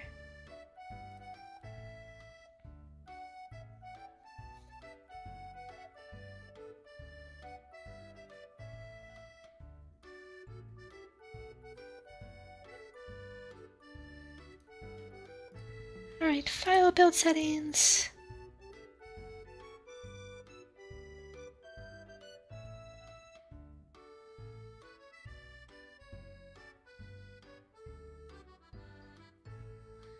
Development build.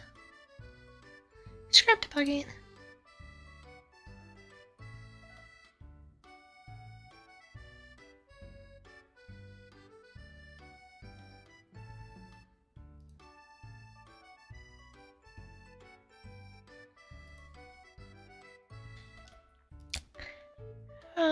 What's going on here? It wants me to select something, probably like.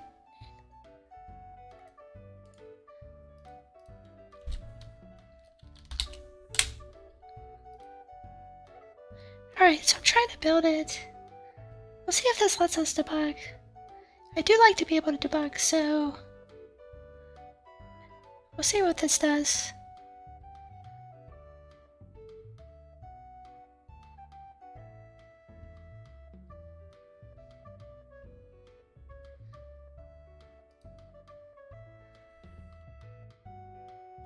Oh, it's actually running it as a full separate window game.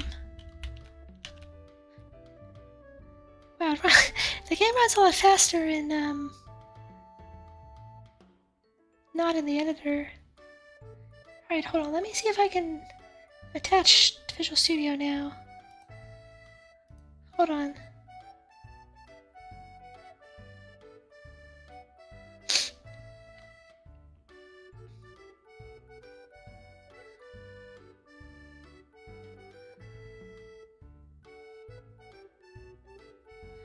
Oh, I'm not sure how to do this in VS Code.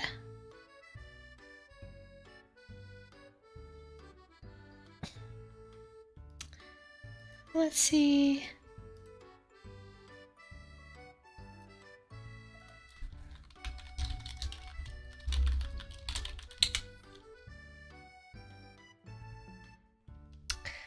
Oh, there's a there's an extension in Unity called Unity Attach Debugger. I guess I could download this.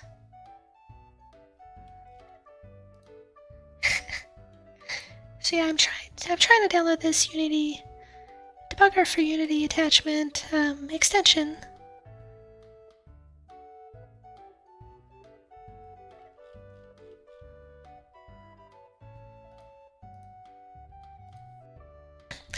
We'll see how easy it is to use.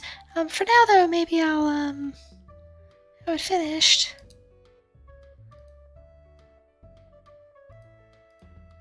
Let's see, how do I attach? Oh, I've got to open my Unity project folder in Visual Studio.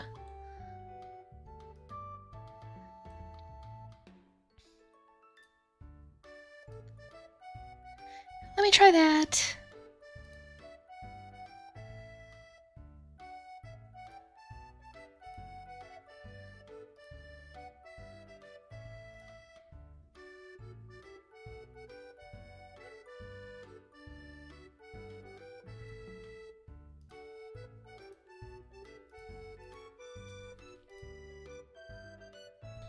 Alright, looks like this is not trivial to use, so I'm gonna not worry about this for now. Sorry for the delay. It's just kind of frustrating when you can't actually debug stuff. Alright, so let's get back to business. Oh, let me stop running this. How do I quit? Okay, there we go. Alright, I'm back. So, let's see. Where were we in the tutorial? Alright, for the next thing we want to do is we want to create a multi-level game. So each level is going to have its own scene.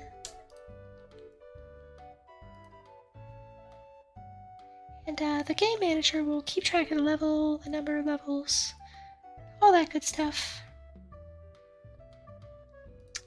So we'll go to our scenes folder.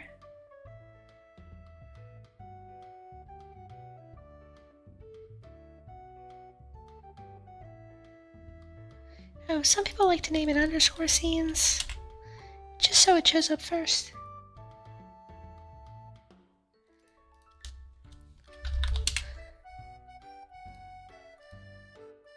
Alright, so we'll rename this level 1.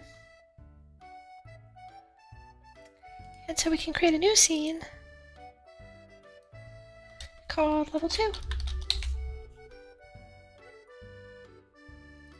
And it's blank.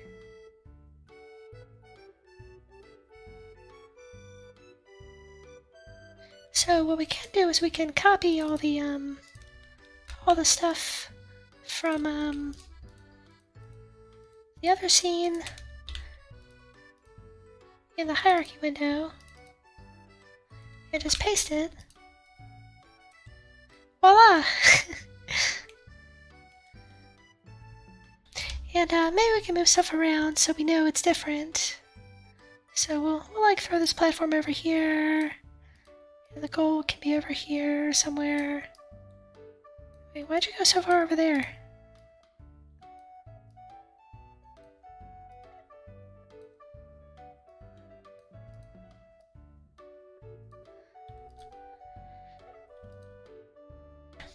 Alright, so I'm just gonna just copy a few things just so I can tell it's different. Oh, we should probably update the camera too. I didn't copy that before. Let me try copying the camera and see if that works.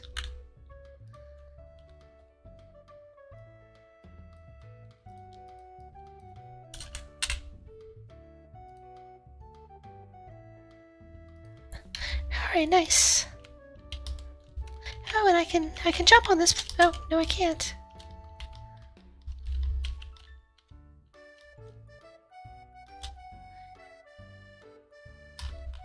Oh, I think what's happening is that I'm like sinking into the platform or something. Because I noticed if I'm jumping right away, then I can jump. But if I let it set, I like sink into the platform. That's probably why it doesn't work, right?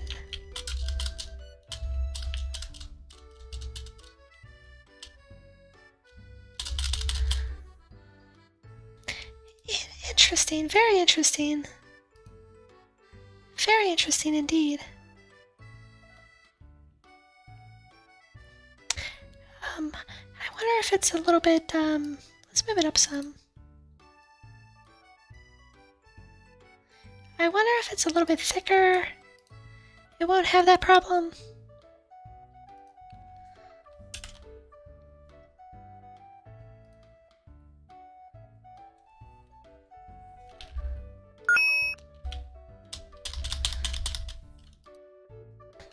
No, still getting stuck in it.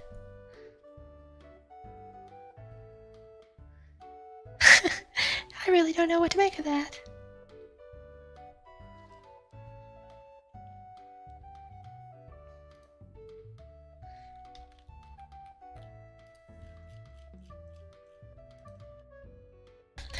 I wonder if there's a better way to check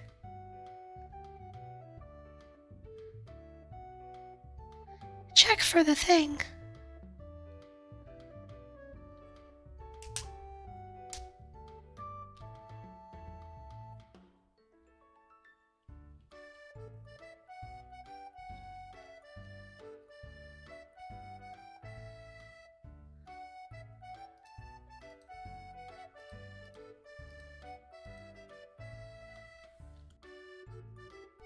So I'm not sure.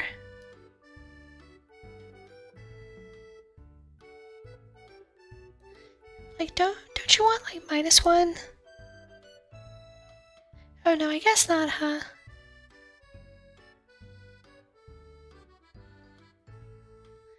I'm not sure.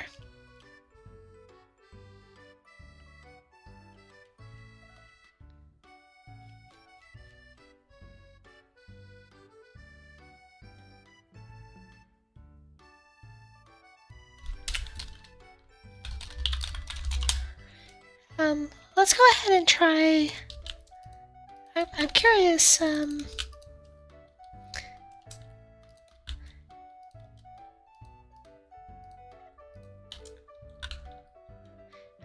just gonna try making this 0 for a second. 0. Because I'm curious if that'll change it.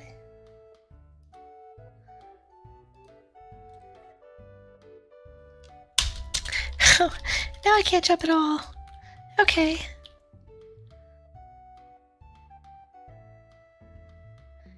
What if I make it minus?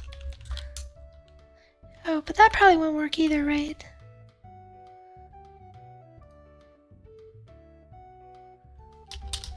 Yeah, that doesn't work either, but that actually makes sense.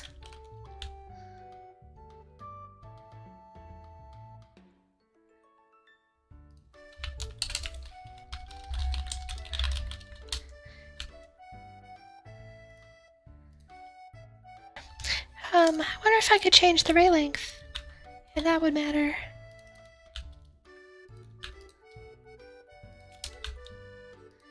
Like if it's longer, does that help?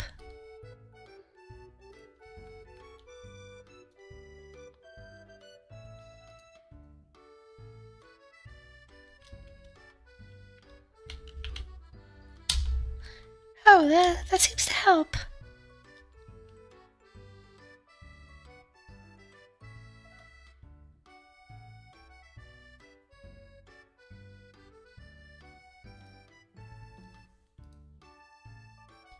So now I'm just curious. Like, let me make my camera stop being rotated and bring it down.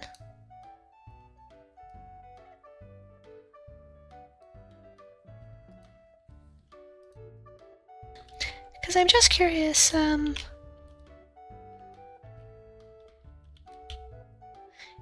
I guess, it probably just needed to be,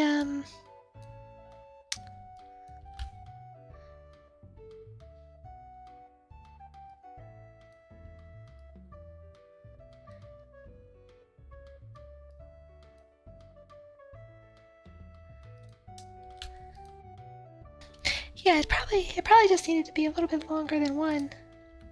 For whatever reason. Like, I bet 2 is good enough.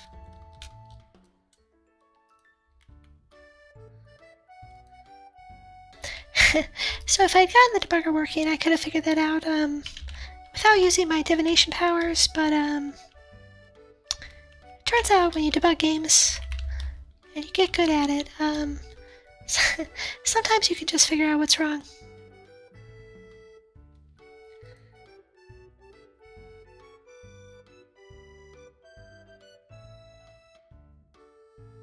Alright, so we've got multiple levels now, but let's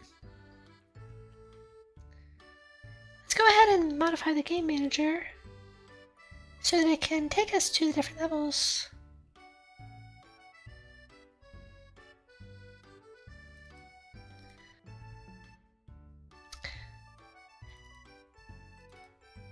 Alright, so game manager.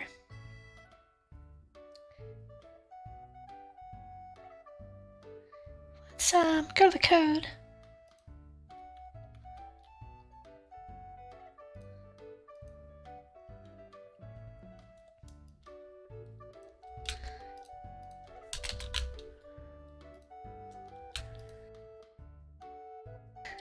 Alright, so we want to know, whoops, don't want to delete that.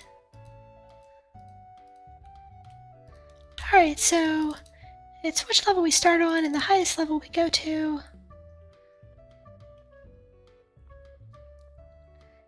What else did they change? Looks like there's a reset function.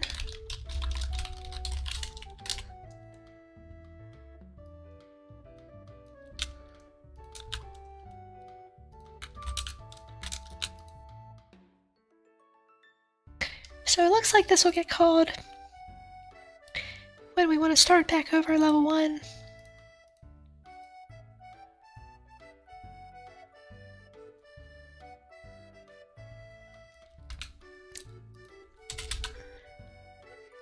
Then,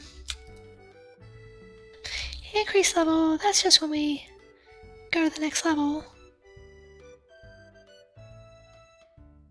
Alright, so finally we're going to use the goal object over in the player controller.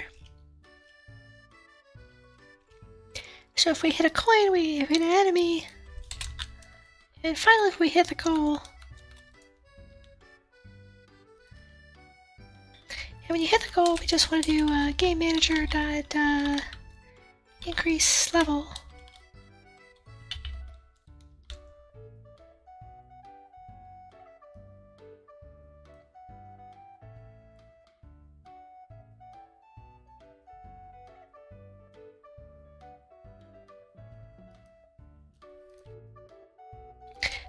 But it looks like there's a little more to do in Unity. So let's see. We need to add a scene to the build settings. Alright, let's not do a development build anymore.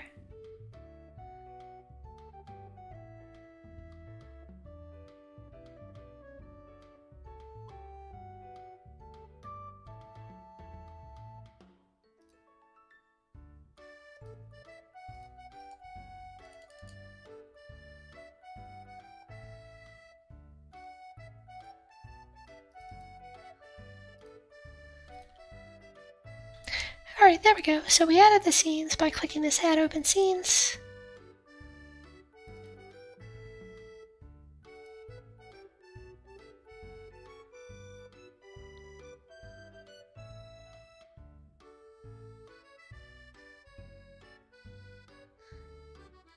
Alright, so let's try playing. Oh, compiler errors. Scene manager does not exist in the current context. Uh-oh.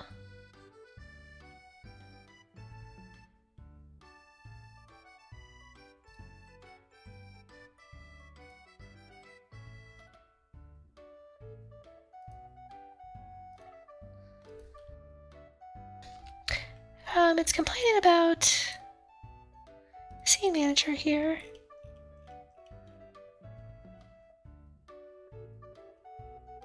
Oh, it's because we didn't add this line.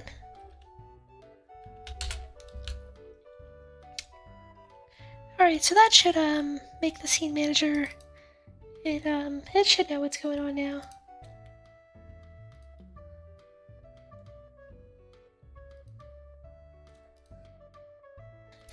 Alright, so here we are. Collect some coins. Jump into the goal. Oh, it's really dark. Something must be weird with the light. But as you can see, it does keep track of our score. So that's cool.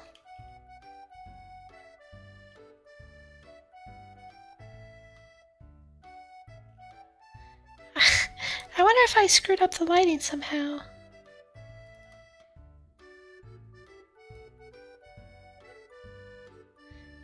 If I just play it, it looks right though.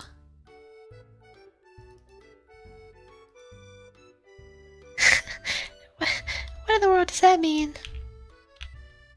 Oh, I bet I know what's wrong. So I think I just copied the camera right. Does the camera... I wonder if it has something from the previous scene in it or something.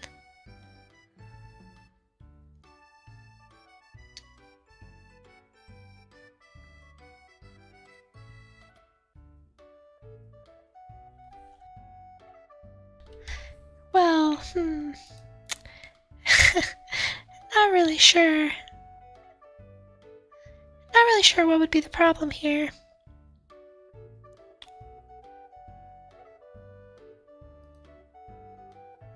Oh, I changed the light direction maybe? Hold on. Let me compare. Oh no, that looks the same. Well, that's pretty weird, isn't it?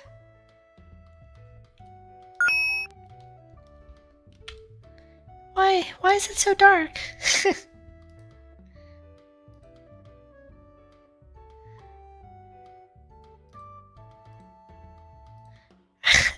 I don't understand.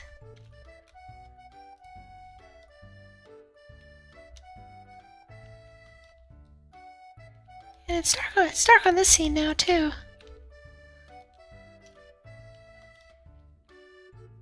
Huh.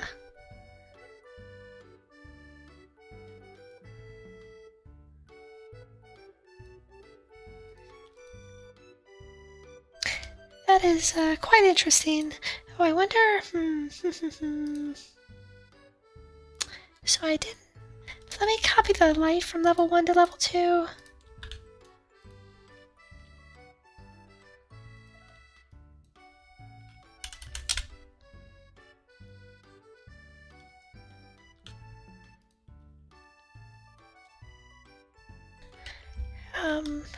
Oh, but I guess... Yeah, that's not gonna matter. I wonder if it's like destroying the light or something. That's pretty wacky.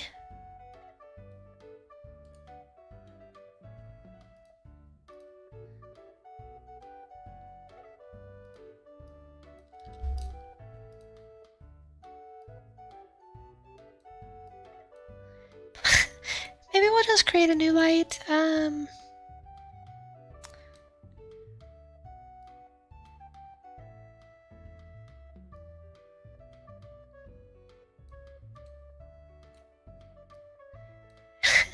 Man, it's hard to get these things where you want them, right?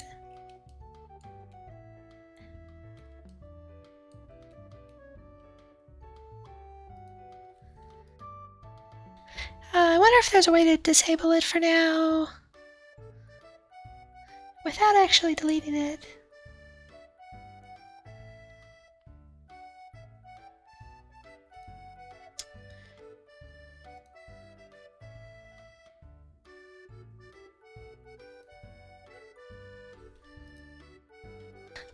So it looks different.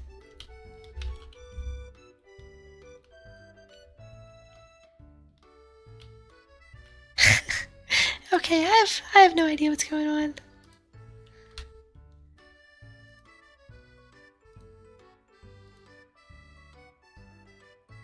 That is a pretty weird behavior.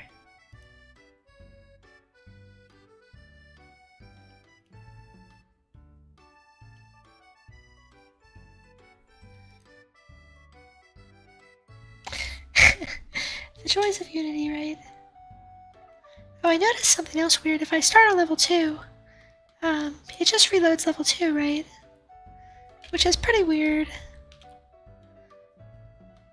Man, and it messes up the lighting. I don't get it.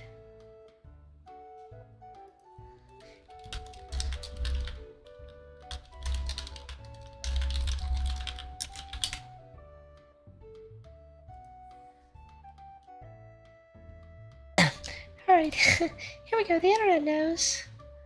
Let's see.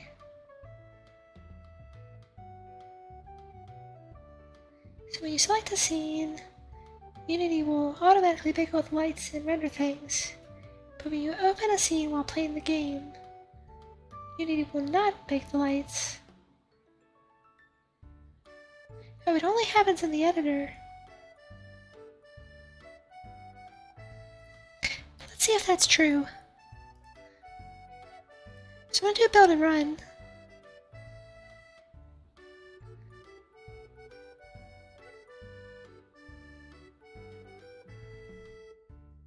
So this does bring up a new window, which I don't have added to the thing yet, but oh, sure enough, yeah, it works.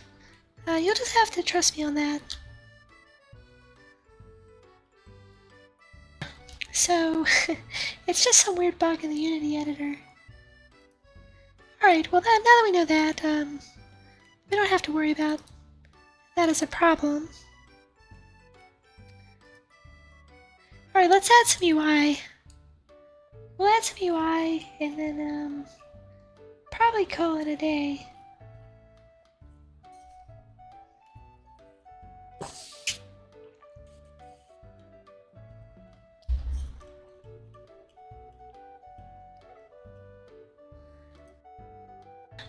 Alright, because I do want to know how to add text.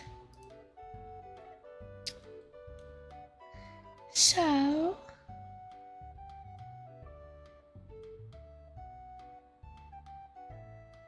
let's go over to the hierarchy and add UI text.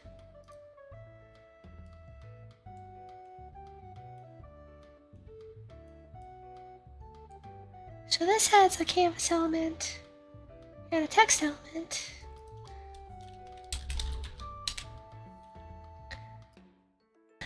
It's going pretty good. I can show you what I've got. So I'm the little blue square, and you can move around. The enemies, they don't actually kill you yet, but it does detect the it detects it and says game over at the bottom. And you can collect the coins.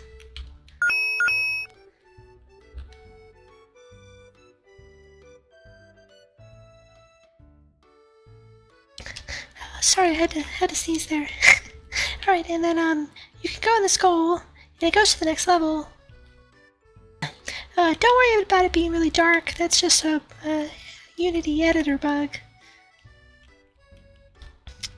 But yeah, so you can go between level 1 and 2 by going into the little purple portal.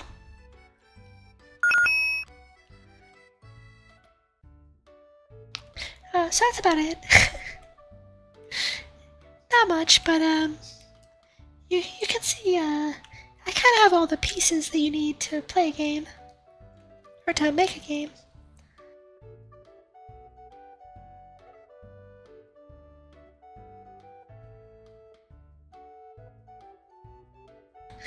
Alright, so we added this score label thing.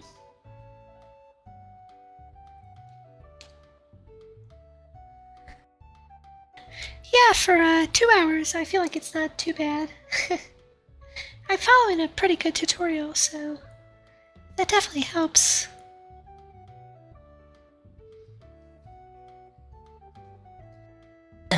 Exactly. Alright, so in the scene view, we can click 2D. Where is that? 2D, here we go.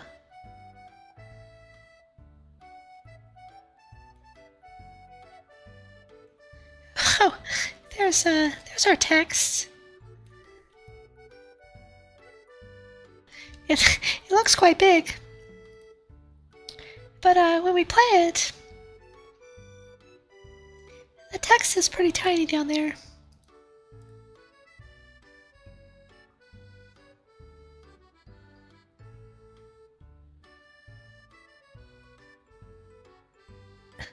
Alright, so we're 2D, select the text and press F. So that will show you the canvas location. Oh, I guess if we zoom out really far, there's our whole canvas for the 2D plane. And that's why the text shows up kind of tiny down here.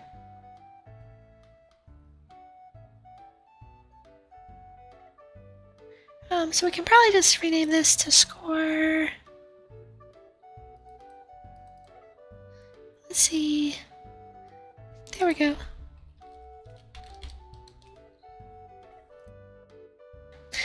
Hi there, how's it going? Right now I'm trying to add some UI to my game.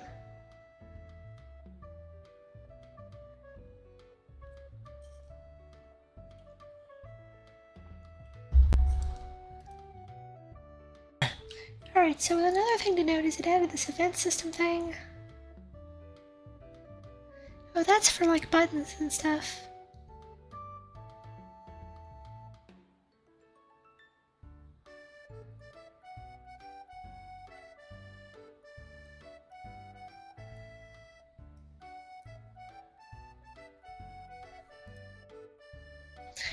Alright, so let's try putting it up top, maybe. Score up there. We can make it a little bigger, maybe. Oh, where'd it go? There it is.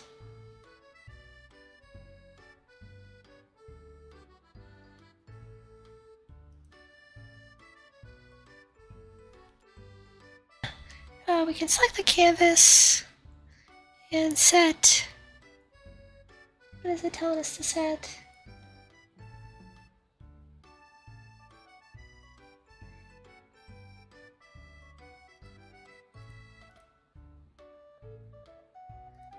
UI scale mode. Scale with screen size. 1024 by 576. That should be widescreen, right?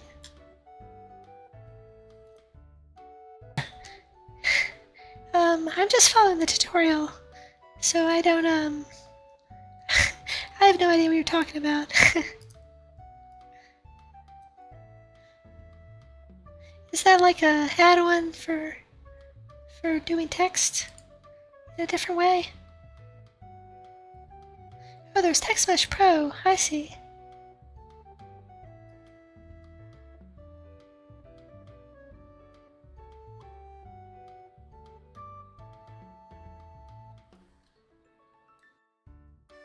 Let's not worry about that for now. That's probably a better way to do it if you want more options, right?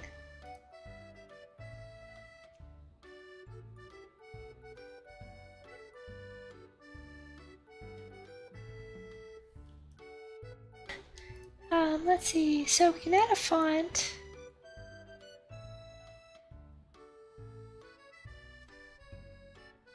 Let's make a fonts folder.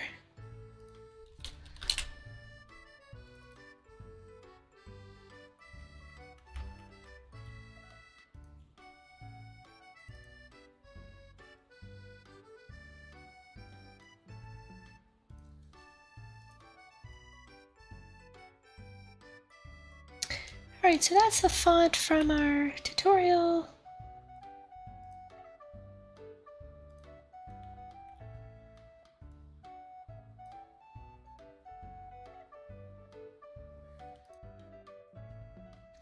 Yeah, sounds cool. I'll probably check that out later if I'm if I'm actually trying to make like an actual game. For now though, just follow the tutorial. Alright, so we've got our score label. We can change the font somewhere, probably. And we can probably drag the font.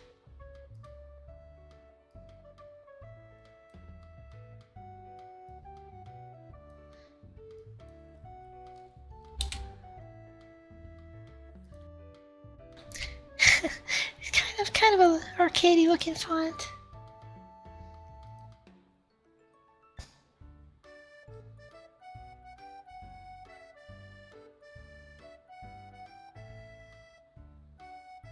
Oh, and it wants us to change the rendering mode to raster. That way it'll be a little less blurry.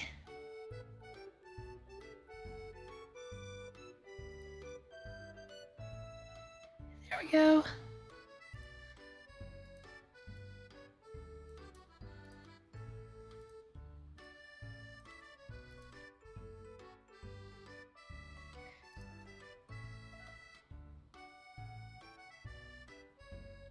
Alright, we can change it color and stuff as well.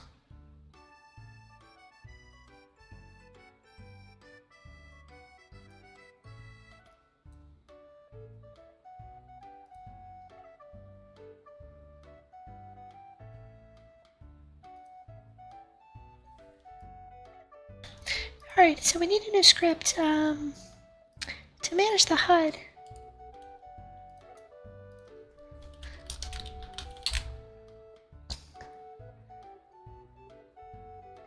So make the HUD Manager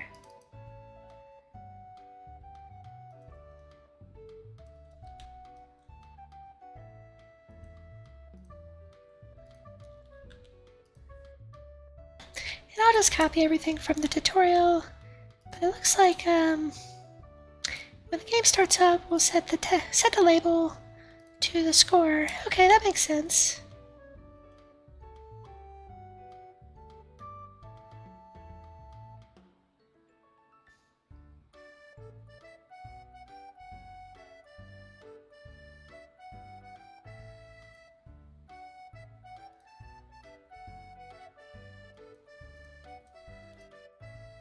So we also need to drag the score label over to the HUD.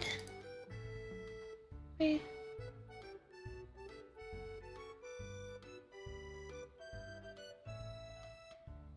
Oh, we need a HUD Manager object.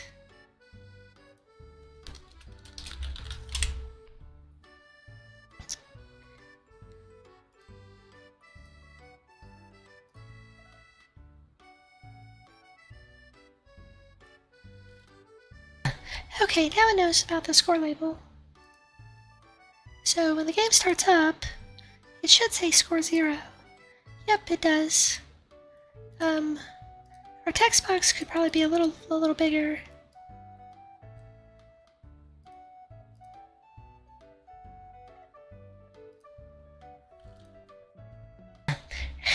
There we go, now it doesn't wrap.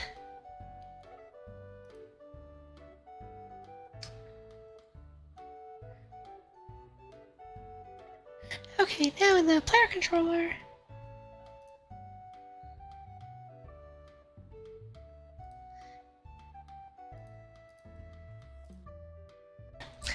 we just want to call the HUD Manager. So the player needs to know about the HUD.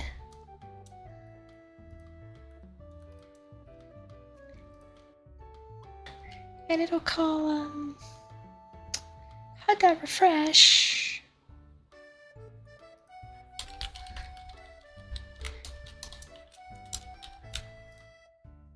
I'm not sure why it's having me do it on the first frame of the player object, but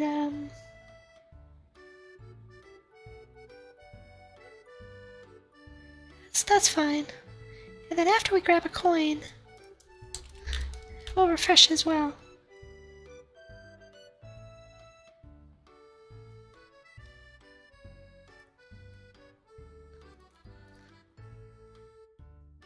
So then we just need to tell our player about the HUD Manager.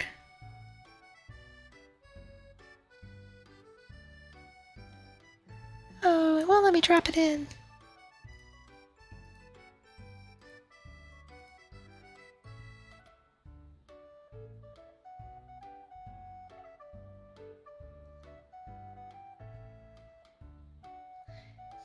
I'm not sure why it won't let me drop it in.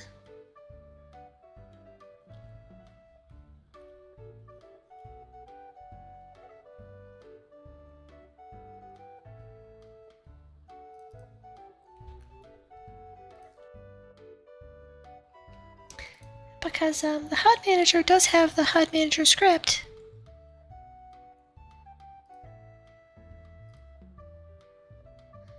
Oh, maybe I need to do it up here. Oh, there we go. I see. So the problem I think was I was trying to drag it to the prefab, but you can't have something in your hierarchy referenced in the prefab because the prefab is used across scenes, right? Alright, so I think it'll work now. Whoa, I'm super fast for some reason. Oh no, I fell off the edge. Why in the world was it so fast? Yeah, I don't get it. Why is it so fast now? I guess I'll lower the walk speed. That's really weird. Good grief. What is going on? It's like super jerky too. Alright, but that works. Why is it so jerky?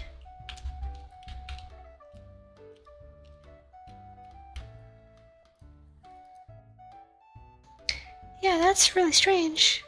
Let me try building and running it. I'm curious if it plays differently.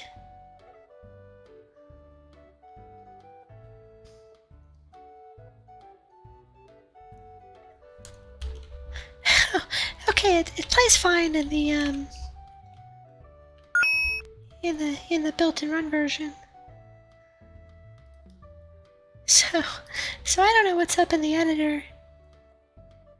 That's pretty wacky though.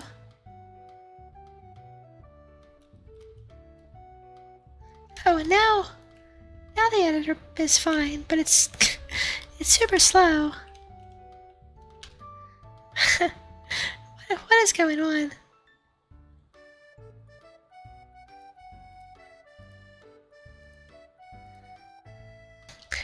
Alright, well, whatever. We have a HUD now. And so we do have to copy the HUD and the canvas into scene 2, right? For that to work. And then I think we also have to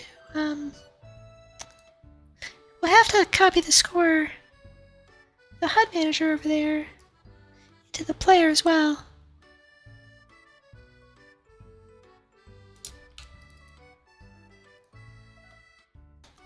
Alright, let's see if it carries the score over between scenes. So we got a couple coins, we'll go to scene 2, and it still says 2. And now it goes up to 3. So yeah, it works great.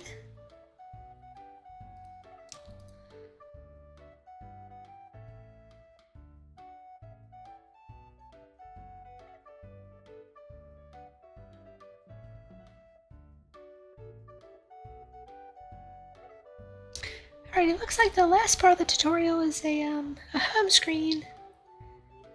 To add like a play button. I think I'm just gonna skip this for now.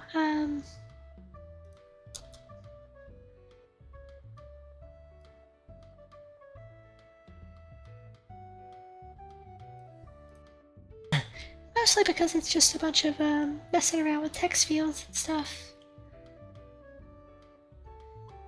But it looks pretty straightforward.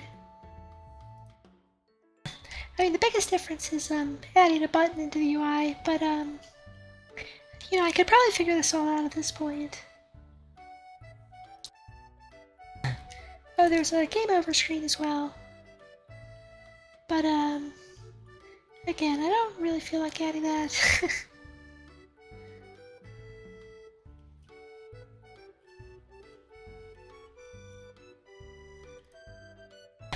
So yeah, this was a pretty good tutorial.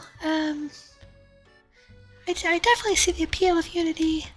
The editor, playing in the editor could use a little work probably, but I guess you get what you pay for, maybe.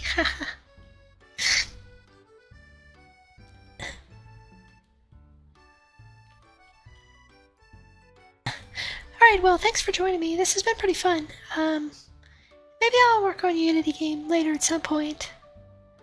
I don't know if I want to make a platformer or maybe something else. I'm not sure.